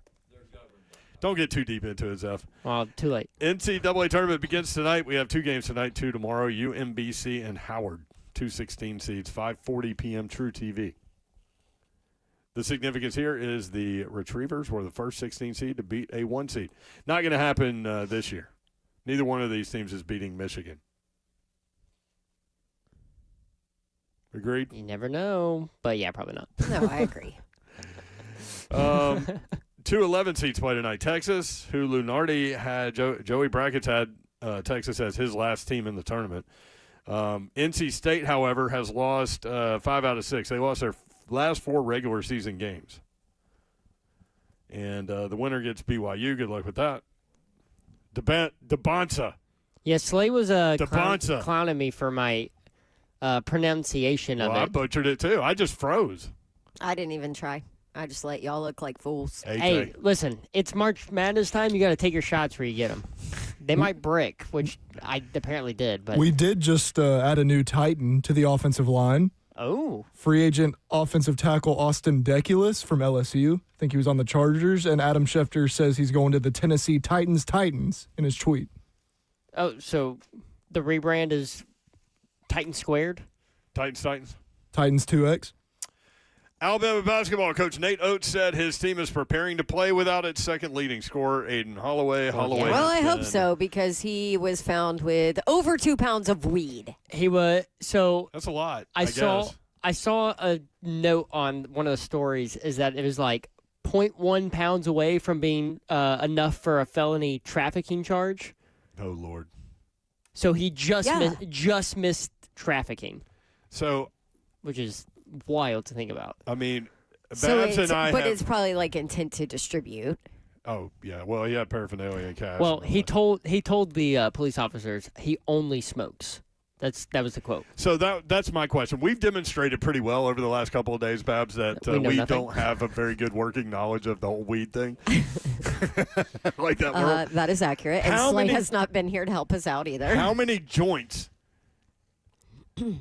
are in 2.1 pounds of marijuana? Ooh, that's a good question. You think Grok can help us out on that? Gronk? Gronk? What's Grok? No, Grok. Rob what Gronkowski? is the AI? Grok. Grok is the Twitter AI. If Kirby, if Kirby X Allen Kirby AI. had to guess, how many joints would 2.1 pounds of marijuana make? 57. I think it's way more than that, Kirby. I think it's way more than 57. Well, I can tell you that I can tell you the number of grams he had if you give me 1 second. Johnny says it depends on how much you're rolling. Pounds measure weight, how heavy it is. Pints measure volume, how much space. What are we doing? This is awful. Anyway, But also okay, funny. regardless. So Nate Oates is saying, listen, we're preparing to play without him. Yeah, Like, well, we know that we are probably going to be The without quote him in yesterday this was he tournament. was removed from campus. That's Yes. a hell of a quote. That means like escorted out, like to the border. 964 grams was the exact number. 964. Which is roughly about 2.1 pounds. So now you need to your Google search is going to be on fire. Oh, are Literally. you ready for this? That is from Nick Kelly. 2.1 pounds of marijuana can make nearly 1,900 joints. 1,900. 2.1 pounds is approximately 952.5 grams. How much money do you think he can make off of that? I'm not going to Google that. Quite a bit. Just in case. I'm going to leave that one off my Google history. Real Mike Jones says 896 joints. He said that before you got to the 1,900 number. 1,900. That's a lot of joints. He says he's just smoking 1,900 joints. Like, how long would it take to smoke 1,900 joints if you're like a usual like average user? Like, how many joints is he smoking a day? Wouldn't it go bad? Like, would it get stale before he got done with I would 1,900? think so. Do you put it in the freezer? I knew people that. No, real talk. It's not bread. Okay, but listen, I have friends who used to smoke, but did not smoke like an entire pack. They only like to smoke when they drink, and they would put their open cigarettes in the freezer. Oh wow! Oh my gosh! To make them last. This is amazing. I hope Slay's listening to this. 3HL. Slay, please. Weed. Weed talk on 3HL. This is back-to-back days now. So you always say for us to do topics like this early because kids are now in the car. I know kids are in the car. We got to stop talking about this. 1,900 joints, kids. 2.1. Well, no. The guy who did this Hopefully they don't know what joints are. Yet. Well, the guy who had this got arrested. So that's right. Lessons to be learned. Screw around and find out. He should have froze him. That's right. Should have put it in the freezer. Or maybe Slay not said carry you were absolutely right. Me? Yeah. Told you. I had a buddy said, "Tell Dawn you it can depends put on it in the freezer. How big the joint is." We keep getting that message. Yeah, that is true. You can put it in the freezer. Look. See, Slay told me. You can Ziploc it and throw it in there, is what he See, said. I told you. Babsy. You guys the things you can put in the freezer, guys, I'm telling crazy. you. Babsy, you are absolutely right. You can put it in the freezer. You can also Ziploc it. See? Your friends who used to smoke were dead right. There you go. Listen. What a conversation. That Auburn education, I mean, I don't see Auburn play. Well, never mind. I'm not going to say that. I was going to say I don't see Auburn players getting arrested for that. Chris Porter was in jail for a long time See, I was going to go for to the guy that cocaine played when you were distribution. there. So Man, that guy could go too. yeah, Jam it. that was. I'll never forget that Sports Illustrated cover. It was when I was in school. Auburn basketball is #1, and Chris Porter is the reason why. And then it just all went downhill. And also, I've told the story about sitting next to him in our drug testing meeting. He came in blazed. But things were different back then. Like now, you can smoke.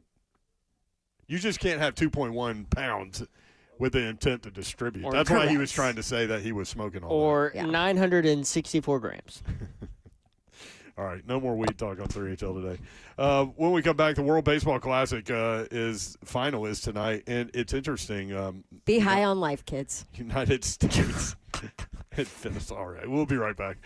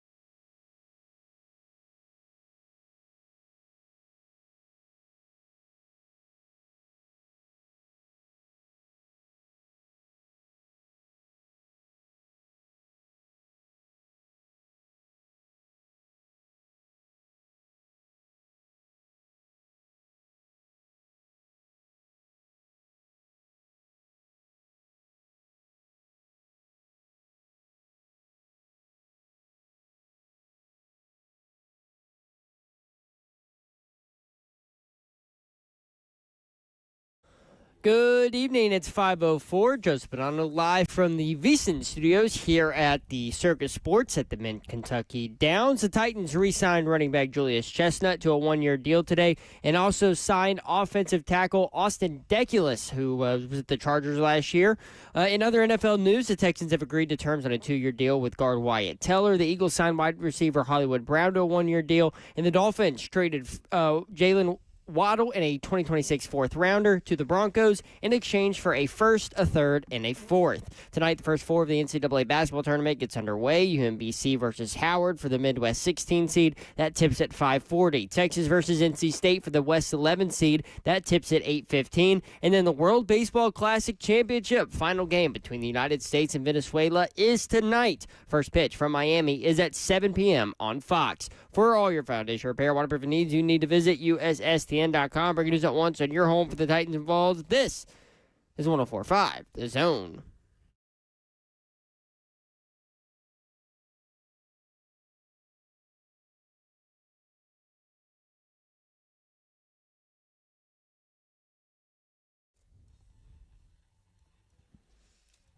HL 104.5 The Zone. It is March and time for some bracket madness. Join 104.5 The Zone at 3HL today for another hour. We'll be broadcasting live at Circus Sports Kentucky ahead of the first games that are coming up tonight.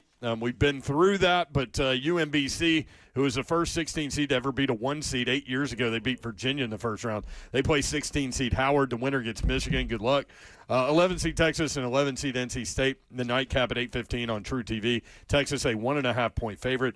The winner gets BYU. Tomorrow, Prairie View A&M and Lehigh, both 16 seeds. Lehigh a 3.5 point favorite. 5:40 p.m. on True TV.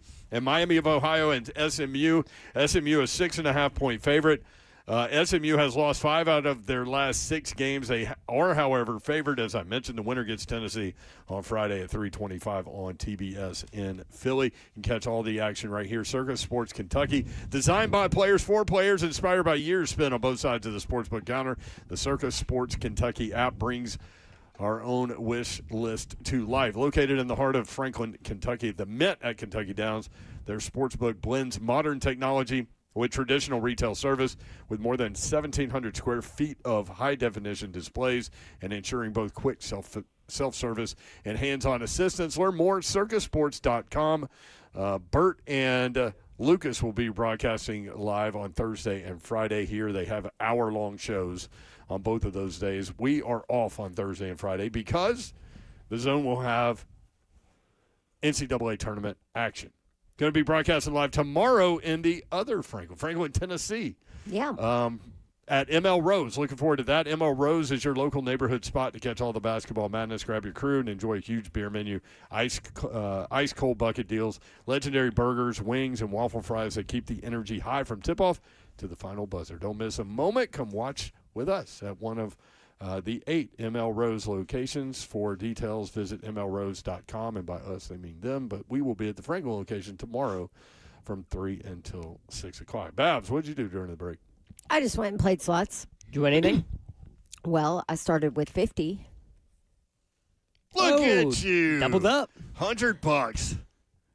Cash. I know. Kirby was like, I was like, oh, what? I'm going to take a 50. Kirby was like, you're literally going to be out there for like 4 minutes during a break. And I was like, yeah, it's plenty of time. You can't. So then I played one of those machines where it gives you, like, if you hit bonuses or whatever, it gives you free games. So I had 15 free games where it just spins. Yeah. So I was like, boys, I'm not leaving it. So y'all hang out. Y'all do good. So look at that. $50 in a commercial break slot session. You can't put that cash out ticket in the freezer either.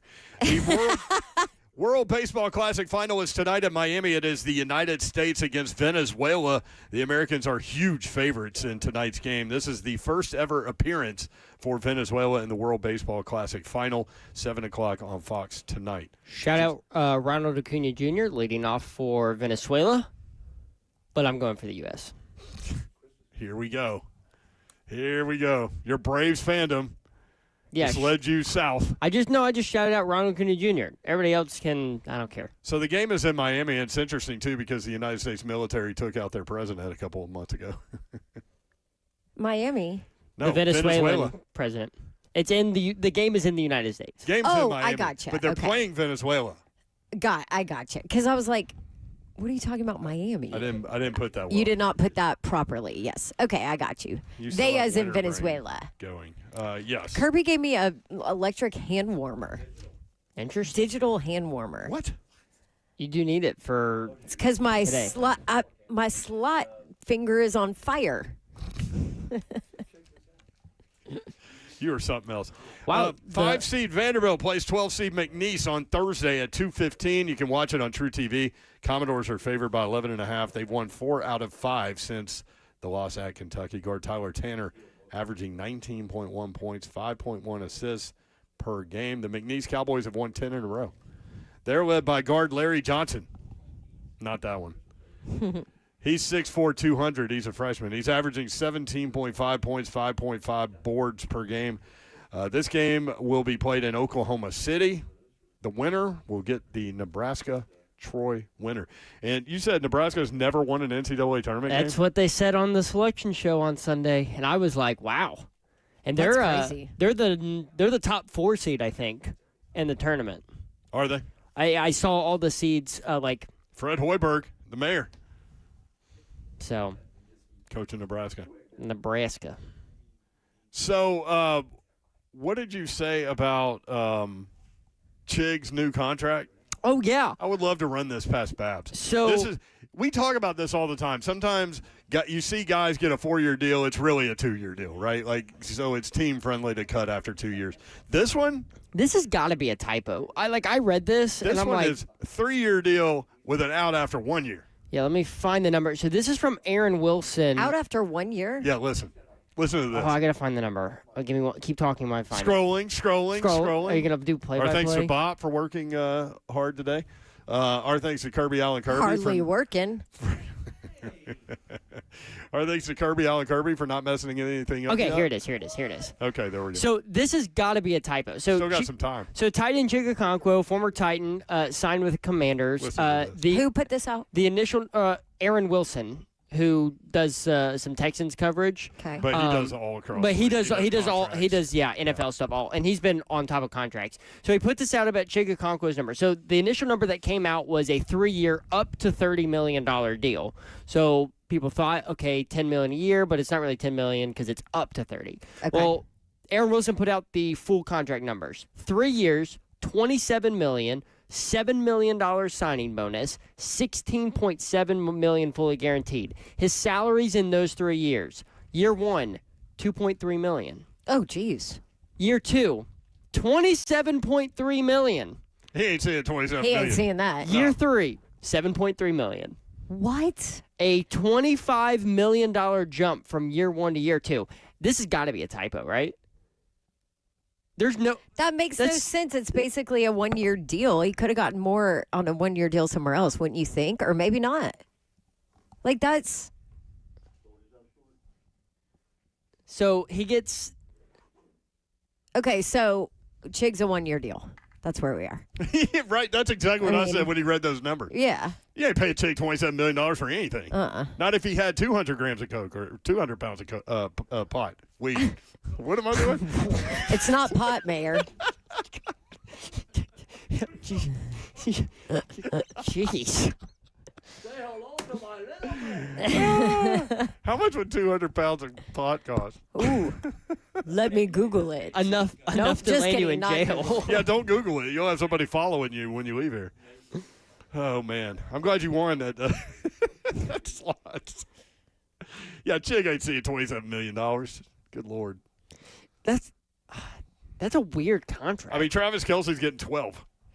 It can range from 160,000 to over 1 million. There you go. Depends on how good that stuff is. You're gonna get a knock at your door tonight or tomorrow. Are Ma'am, you we need to talk planning to you. on changing careers, Miss Davenport? Ma'am, we need to have a discussion. My husband's gonna be out with knee injury, so. Figure. Gotta find it somewhere. You know. Oh, man. All right, more 3HL coming up. Stay tuned. Again, Mel Kiper with a new mock draft. I didn't go through some of the other notes in there. And a big trade in the NFL if you want to end 615-737-1045.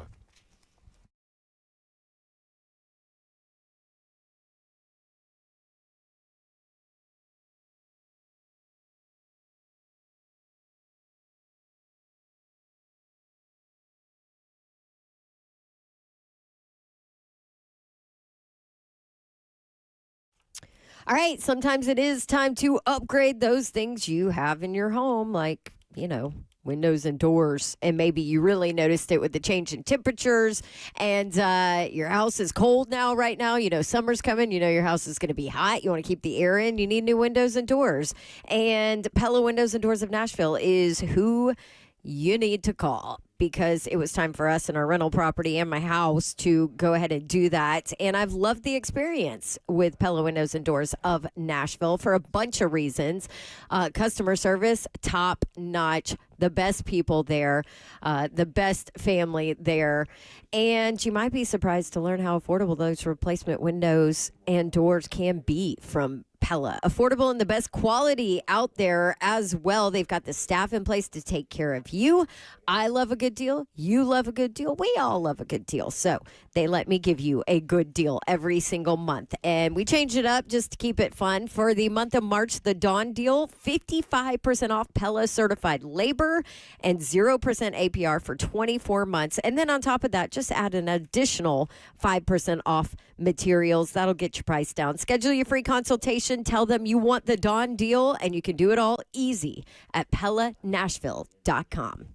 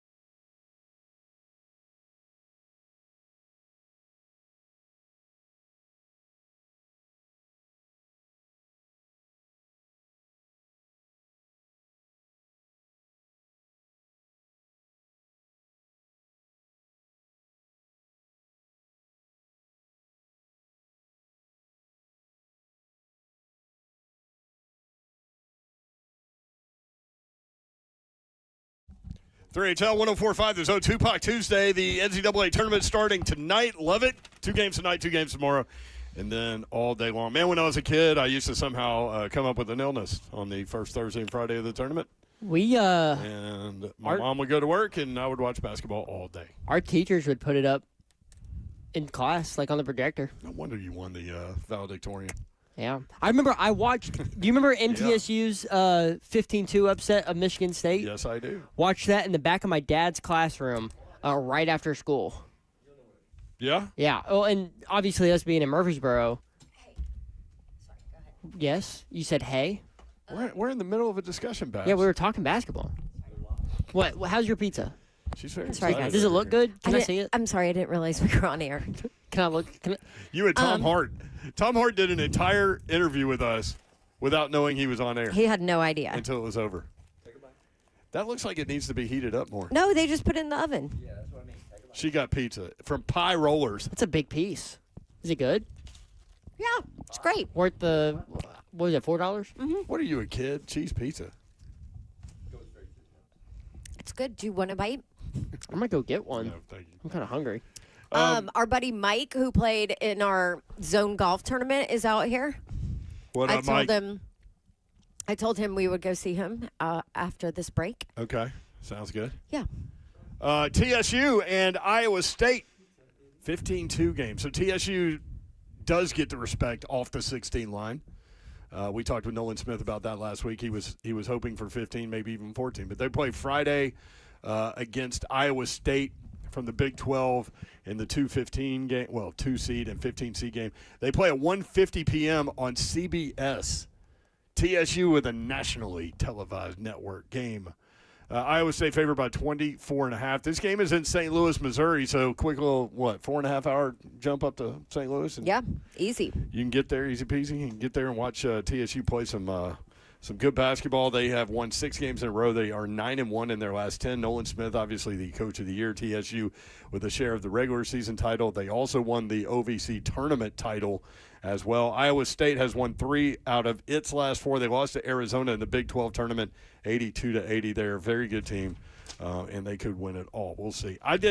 Do y'all just do one bracket and be done with it?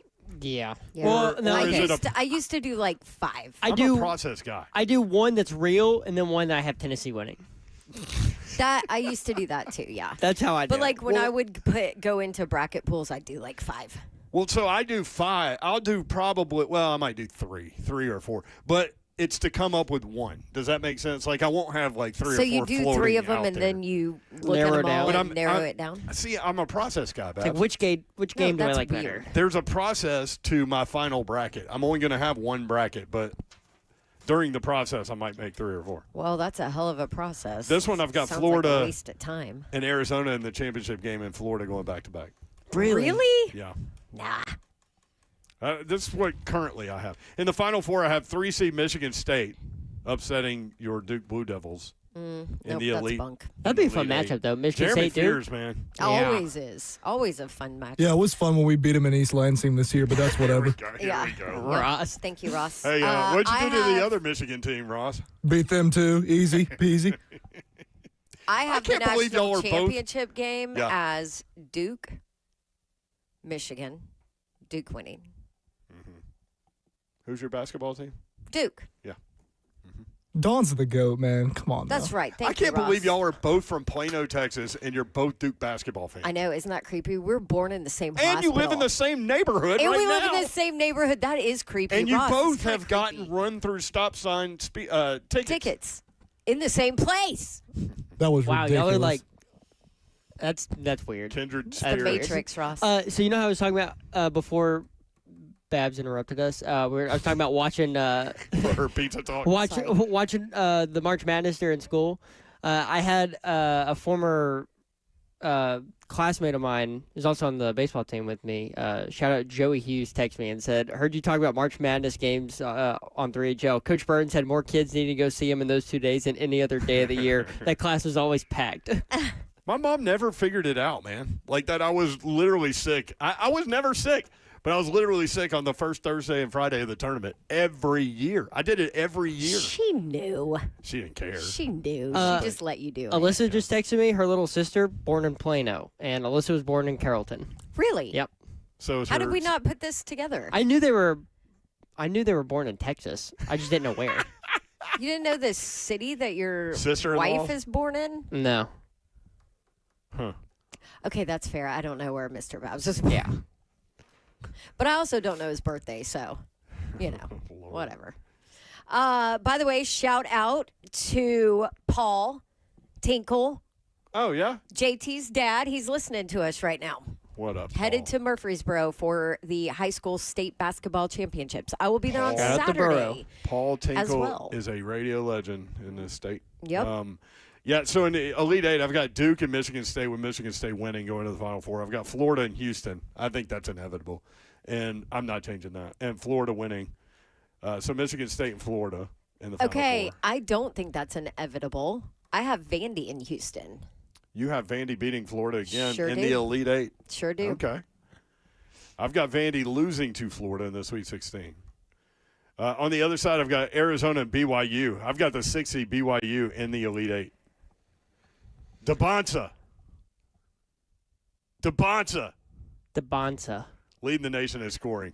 Freshman, y'all. Check him out. I want to know, like, what love is? He's a Titan. What I'm thinking. The thing with with March Madness is like, you got talent and then you got the inexperience with that high level talent. Mm-hmm. And BYU is that kind of team where they've got the young talent, but they don't have a ton of the experience. I want to know how that translates, and that's not just BYU. That's across. And Gonzaga could get them because that's the best second round matchup. And that's across like all of these teams because, like we've said all year long, there are so many freshmen stars in this league, and so I'm really interested to see how the inexperience versus the talent plays out in this tournament. Yeah, so I've got BYU beating Gonzaga. I've got BYU then beating 2 seed Purdue because I don't like Purdue. I don't like Purdue either. Yeah. Nothing personal, Purdue fans. I know every time I say that, there are a couple of y'all that hit me up, and that's fine. We all have our likes and dislikes in sports. But Purdue's a dislike. Yeah, for me. Well, primarily because they keep knocking Tennessee out of the tournament. Yeah, good thing Tennessee will not face him this year until Edey and Edwards and way at the end.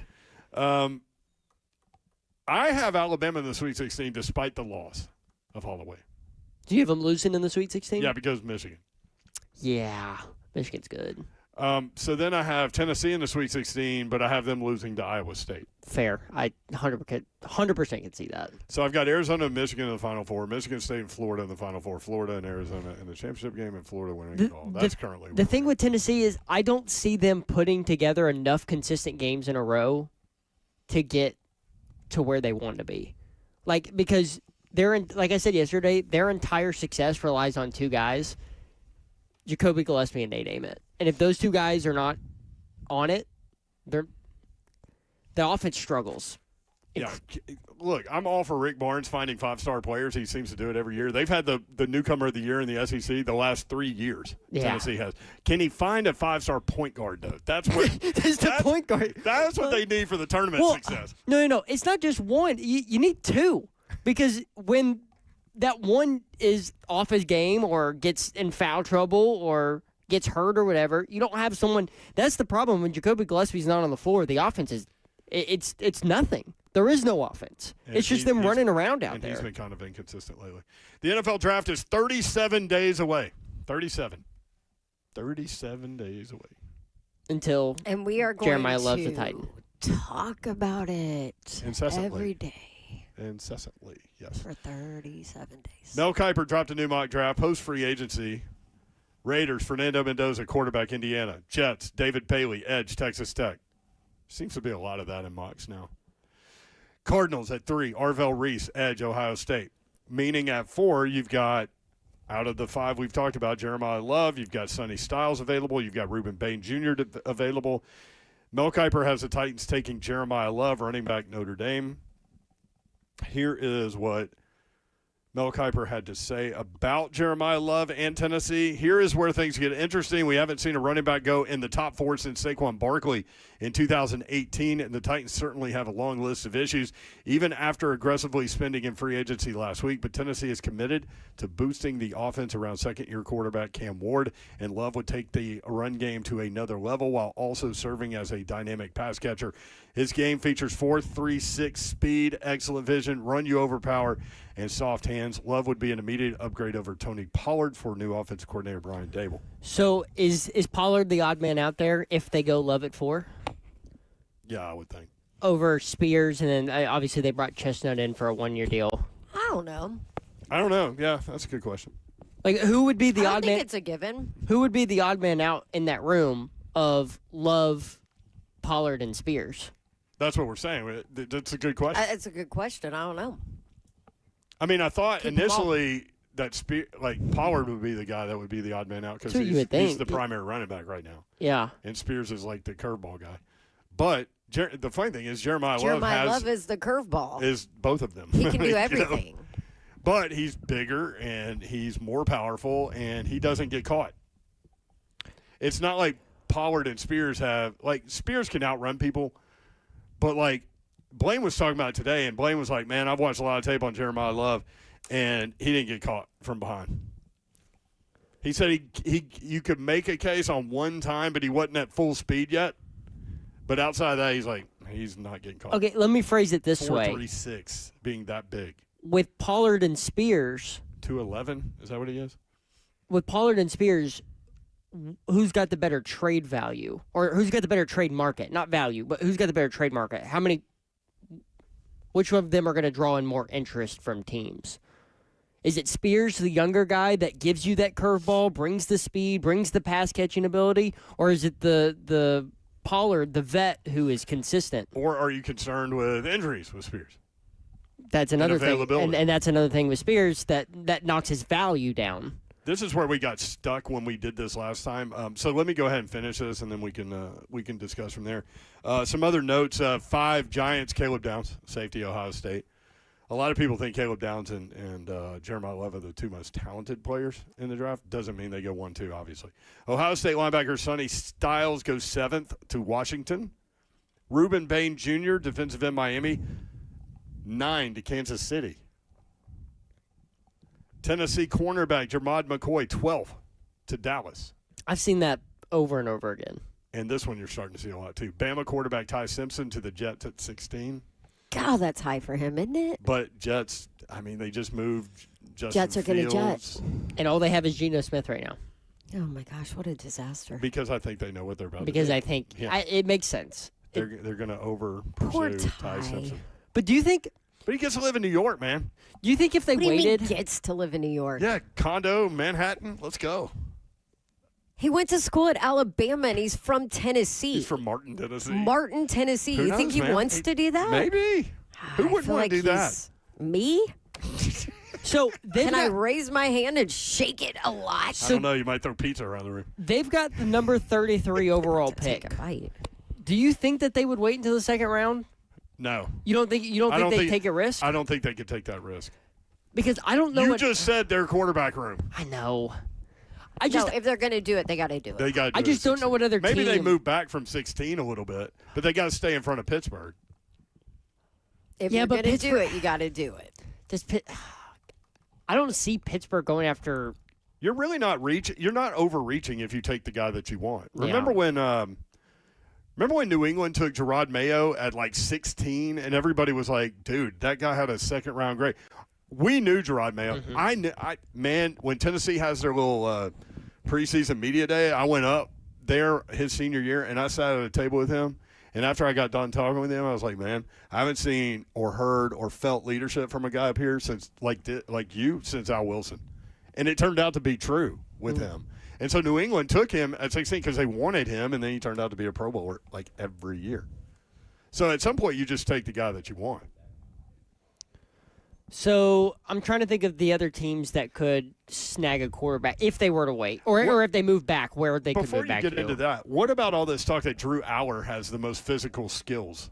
I mean, at quarterback in the draft. If you look at him, you could probably, but it's like Will Levis, Is right? he Will Levis? Like Will Levis has all the physical Yeah. skills, but Is Drew Aller Will Levis? It's the mental side of the game that never clicked. And The Oceano plays. yeah, we saw a lot of those. But that's why I think Will Levis at some point will be an NFL quarterback Because and pretty good, because at some point he'll mature beyond those things and those mistakes. Maybe. And that comes with experience and all that. And if they find him the right situation, because if I were putting money on it, I would put money on it that he will be traded, maybe play a couple of the preseason games and they do what Malik Willis did, where they trade him right after the preseason or right in the middle of the preseason. Yep. And just hey, here's what we got on display. Like here's what he can do. Here's how he looks after shoulder surgery, whatever. Let him play an entire 3/4 of a preseason game, whatever. Put something on tape and then see if you can get something for him. Like I wouldn't be surprised if in those he played the majority of the preseason games and they let him air it out a little bit, show off the stellar talent or the physical talents that he's got. And then that's where Against you the draw vanilla in. defense. Yeah, that's where they draw. Let's in, go. so. But if you can get a 6th-round pick for Geno Smith, or 7th, sorry, it was a 7th. If you can get a 7th for Geno Smith, a 6th for Justin Fields, what can you get for Will Levis? 6 or 7? Yeah. Oh, Mayor. I'm not even going to do it. Do you But think yeah. do you think you could push for a 5? Well, it depends. Play that he's young. How does he look? Play that he's younger, got all those physical capabilities. Oh, you would try. I just don't yeah. think you would find the market for that. No, because People would be like, they we know you're also- just unloading him. that, and you'll probably release him at some point. Right. Do we remember what Malik went for? I think a it was 7th round pick. Oh, I thought it was a 6th. Okay. So I mean, And he just got a contract. A 7th is nothing. By the way, the Miami Dolphins You have need 2 suitors to be able to get a 5th or a 6th. He's a suitor. which For Levis. can I throw Like some you teams need to out? go back and forth with them, Like what about the Rams? But Where what I- if he looks like crap in the preseason? Then you ain't getting nothing for What him. if he's not here in the preseason? Oh, that So too. I'm thinking like a team like the Rams who have an aging quarterback in Matthew Stafford. Will Levis has the big arm like Matthew Stafford. The Rams are a team that really don't value draft picks as high as some other teams. Like it's in LA where Will Levis spent his entire season last year. Yeah. Like it could be a decent fit up there. No, that's fair. I don't know. Also, we'll just have to wait. Are you ready? I don't care. Because he's not going to be on this team next Because year. he ain't going to be a Titan later. So speaking of the I don't Miami care. Dolphins, what is their dead cap number? Oh, yeah. 145 You guys- million or something? Okay, 150? this is $175 million. absolutely nuts. 175 million. So more than half of their cap this year will be going toward players that are not on their roster. Do you want to know the players? There are 16 players that are going towards their dead money. By the way, I saw a stat today. That number for Miami in dead money is higher than 3 countries' GDP. Oh, my God. It's also that is a great stat. it's also more than the Miami Marlins' Holy entire NFL. payroll over the last 2 years. Combined? Yeah, Oh, my 168 million for the Marlins over 2 years. For 175 million. nothing. For nothing. No production. Okay, the players in Oh, the NFL is crazy. So they're going to go up against teams that are spending the full allotment. What is it, 320 on the salary cap? Somewhere in there. And they're spending like 145? the 2026 salary cap is 301,200. Oh, 301. So that's even better. So teams that are spending 301 on their roster that have no dead cap money. So about 58%. Compared with the Dolphins, who would be spending $125 million on their roster. So the 16 players that are contributing to the Dolphins' dead money, Tua at 50+ million. I mean, that's your one. Tyreek Hill at 28.2 million. Jalen Waddle at 26.3. Despite the trade, they did get 3 draft picks out of that. Jalen Ramsey at 20.9. Minka Fitzpatrick at 13 million. Did Jalen Ramsey end up anywhere? Where is he? He was on Pittsburgh last year. He's staying in Pittsburgh. He's staying He's in Pittsburgh. staying in Pittsburgh. So there we go. Minka Fitzpatrick got traded to the Jets. Bradley Chubb, $10.9 million. Teron Armstead, $10.7 million. James Daniels, 4.8. Zach Wilson, 3.8. Jonnu, 1.7. Alec Ingold, 2 million.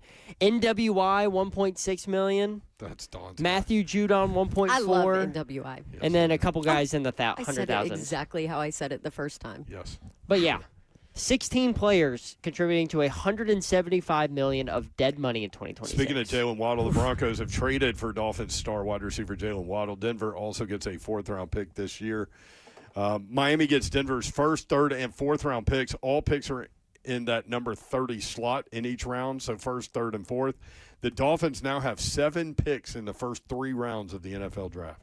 Well, if you're going to start over, that's one way to do it. More 3HL coming up live from Circus Sports at the Mint Gaming Hall at Kentucky Downs in Franklin, Kentucky. 3HL 104.5 The Zone.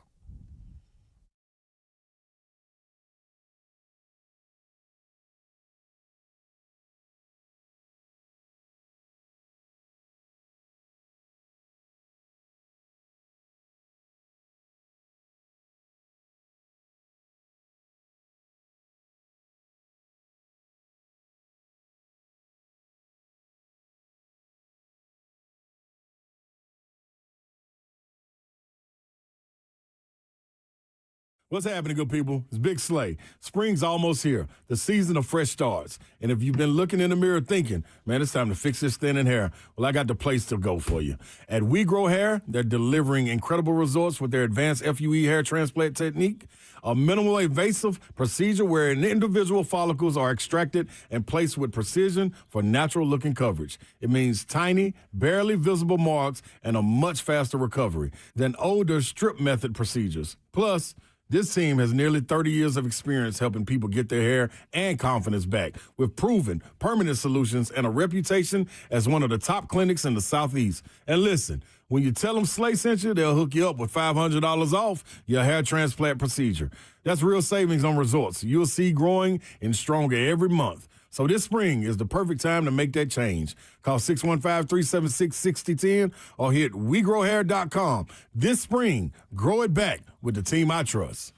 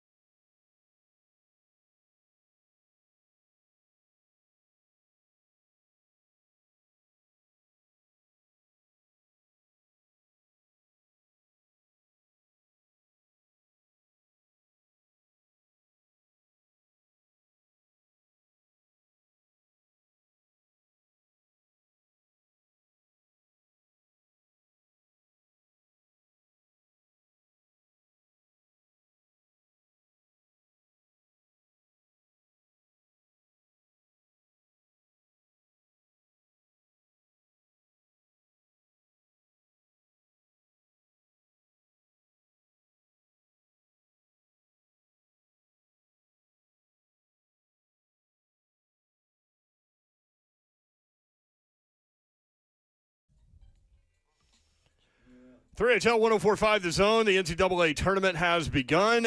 UMBC and Howard. Howard leading 7-4, 17:50 to go in the first half. Now everybody's getting pizza.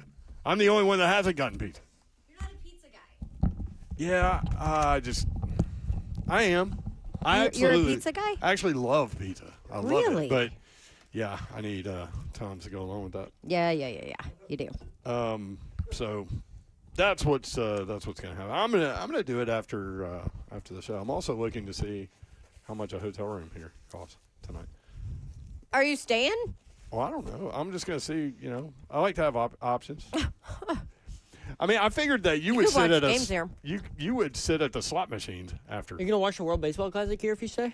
Yeah, that and the Zeph other will watch that with you. the other game. You gonna stay, Zeph? I have a 2-hour drive home. Not if you stay. I have work in the morning. And that's a great point. Sorry, that was an annoying laugh, but that was a great point. Yeah, I'm pretty sure KentuckyDowns.com. That's where Mr. Babs will disown me if I stay to gamble. I've already had, Yeah, Alyssa. I've already had some past discrepancies when it comes to gambling. Discrepancies. Alyssa probably wouldn't be happy because She's pregnant. she's pregnant. She's got 2 dogs to take care of, so Yeah. she might want some help. Maybe. But you could watch the World Baseball Classic and Texas and North Carolina State with I me. will say And play watching slots. why. They Watching got the penny World, slots. watching the World Baseball Classic on that ginormous screen behind us would be That'd be fun. fun. Oh, look. 2 queen beds. $165, F. No problem. Y'all can split it. Have a boys' night. Okay. No, I'd even pick it up, Zeph. Okay. Oh, nice of you. Vandy Chris in the chat. See how I This put is- pressure on him? Yeah. Vandy Chris in the chat. This is a dumb take. The conversation Don doesn't want to have. What if Levis beats out Cam or Mitch Trubisky? Yeah, that's not happening, and they're not going to Who let that said that? happen. Vandy Chris. Vandy Chris, you are smarter than that, and you know it. Not only is that not I happening, mean, he could beat out Trubisky. they gave Trubisky a 2-year deal though. Yeah, he ain't beating out Trubisky anyway. Let's Like, be if it was- honest. He's If not going to get Trubisky- the chance He's to also beat him coming out. out. Yeah, that's what I'm he's saying. They're not also gonna give him coming a chance. off of surgery. Shoulder surgery. Throwing arm shoulder surgery. Listen, the thing with Mitch Trubisky, look, okay, he's not beating out Cam. is Cam. Cam was the number 1 overall pick and started Oh, he every didn't have game last surgery, year. He's not beating out Cam. If you want to make the argument for Mitch Trubisky, Yeah, you definitely do not put Cam in that sentence. yeah, no, I'll entertain Vandy it. Chris knows better. I'll entertain it, but then I'll throw this in, is that Mitch Trubisky has been in a Brian Dable system before, That's which right. is what makes him infinitely more valuable than Will Levis on this roster in 2026. He's got that one, Babsy. So, yeah, I don't think Will Levis is going to I be wonder either. if of I them. have enough points for this room tonight. Also, Oh, boy. John Hamilton from Pig and Pie just texted. I'm coming back from Jackson, Tennessee. You guys are loud and clear in Jackson. Hey, what's up, Jackson? You know what's going on in Jackson? Road construction on the interstate forever through the end of time. Uh-oh. That's what's going on in Jackson. Be safe, John. Remember when Sammy Sosa played in Jackson? That minor league park? Absolutely not. What year was that? I don't know. That was a while ago. Do you remember that, Jeff? No, probably because it was when he was a kid. It looked like Sammy Sosa could hit the interstate with the baseball. Like that, the stadium's so close to the interstate in Jackson. Yeah, I don't remember that. I think it was Sammy Sosa. Sammy, say it ain't Sosa. That was a Chris Bermanism. June of 2004. I was 3. For I a just turned 3. 3-game rehab assignment with the West Tennessee Diamond Jacks, which I was- were the Cubs. How do AA I affiliate. remember a 3-game I don't- rehab assignment from 2004, and I can't remember what I got from I the was- grocery store? He Freshly played as 3. a designated hitter. I'm sure. I love how you just throw it out like so casually. Like, oh, hey, remember when Sammy Sosa played in Jackson? No, Mayor. Actually, I have no idea Well, that those are Sammy 3 Sosa played clearly 3 those- games in Jackson as a designated hitter. On a double-A team. Right. I mean, clearly that had significance on me. Yeah. I wonder how he did in those Did 3 you games. go? You didn't even go. No. Yeah. No, I'm not going to Jackson. It unless I'm going did to draw Memphis. record sellout crowds to Pringles Park. So there you go. You've got kind of a voice fry thing going right now. A what? Voice fry thing. Fry. Yeah. You know how like the kids talk like Sammy Sosa. Oh, like that California. It's called vocal fry. That, like, that's a thing. It's like that that the kids do. that California, like Valley Do I girl. sound sick? No, I think you just are enjoying pizza. It's and the love being at intonation of my voice. and you love being at the casino. Things that were not things that were not on the 3HL bingo card when we started the show. I've got an absolute bromance with Jeremiyah Love. And Greg Cosell. That was nobody sitting here right now. I cannot believe Greg Cosell said that. That will stand out to me forever with him. And when I asked him what the weaknesses were with Arvell Reese, and he said, can't find any. That will also stand out. He's an absolute freak, he said. Yep. He does not he's on the pile praise on guys. Cosell's on the love train with me. The love train. Wait, that's on the bingo card. Oh, boy. Cosell's on the love train with me. Just put it in the freezer. Darn. Talking about weed. The 2.1 pounds of weed that Aiden Holloway had. Just put it in the freezer. Allegedly. By the way, I don't know who wrote it in the chat, but shout out to them because he said, oh, yeah, Dawn claims Auburn is the classy fan base in Alabama, yet her friends are putting cigarettes in the freezer. Yeah, that's true. I'm like, that's fair. Well, and then if there's one thing to learn from today's show, be high on life.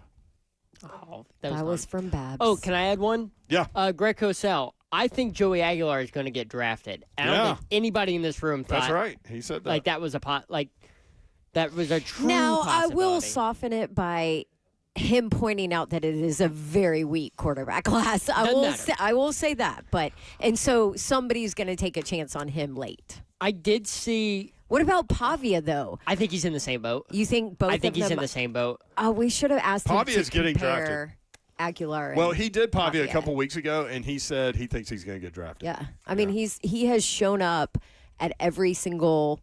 Their pro day, by the way, is Thursday, I think. Oh, Vandy's is? Yeah. Oh, good. I think it's this Thursday or Saturday. I can't remember which one, but it's coming up. Well, there you go. We are back at it tomorrow. Slay And Dog you know will who be else back. is going to be at pro day? Stowers. Ooh. Second tight end taken? Dude. How about second tight end behind Gunnar Helm? I would not do pro day if I were him. Not after that combine where he set all the records. I'm like, just sit still. We will be broadcasting live from ML Rose in Franklin tomorrow. Come by from 3 until 6 o'clock. You can enjoy Miller Mayhem bucket deals. Our thanks to the great people at Circus Sports Kentucky here at the Mint Gaming Hall at Kentucky Downs.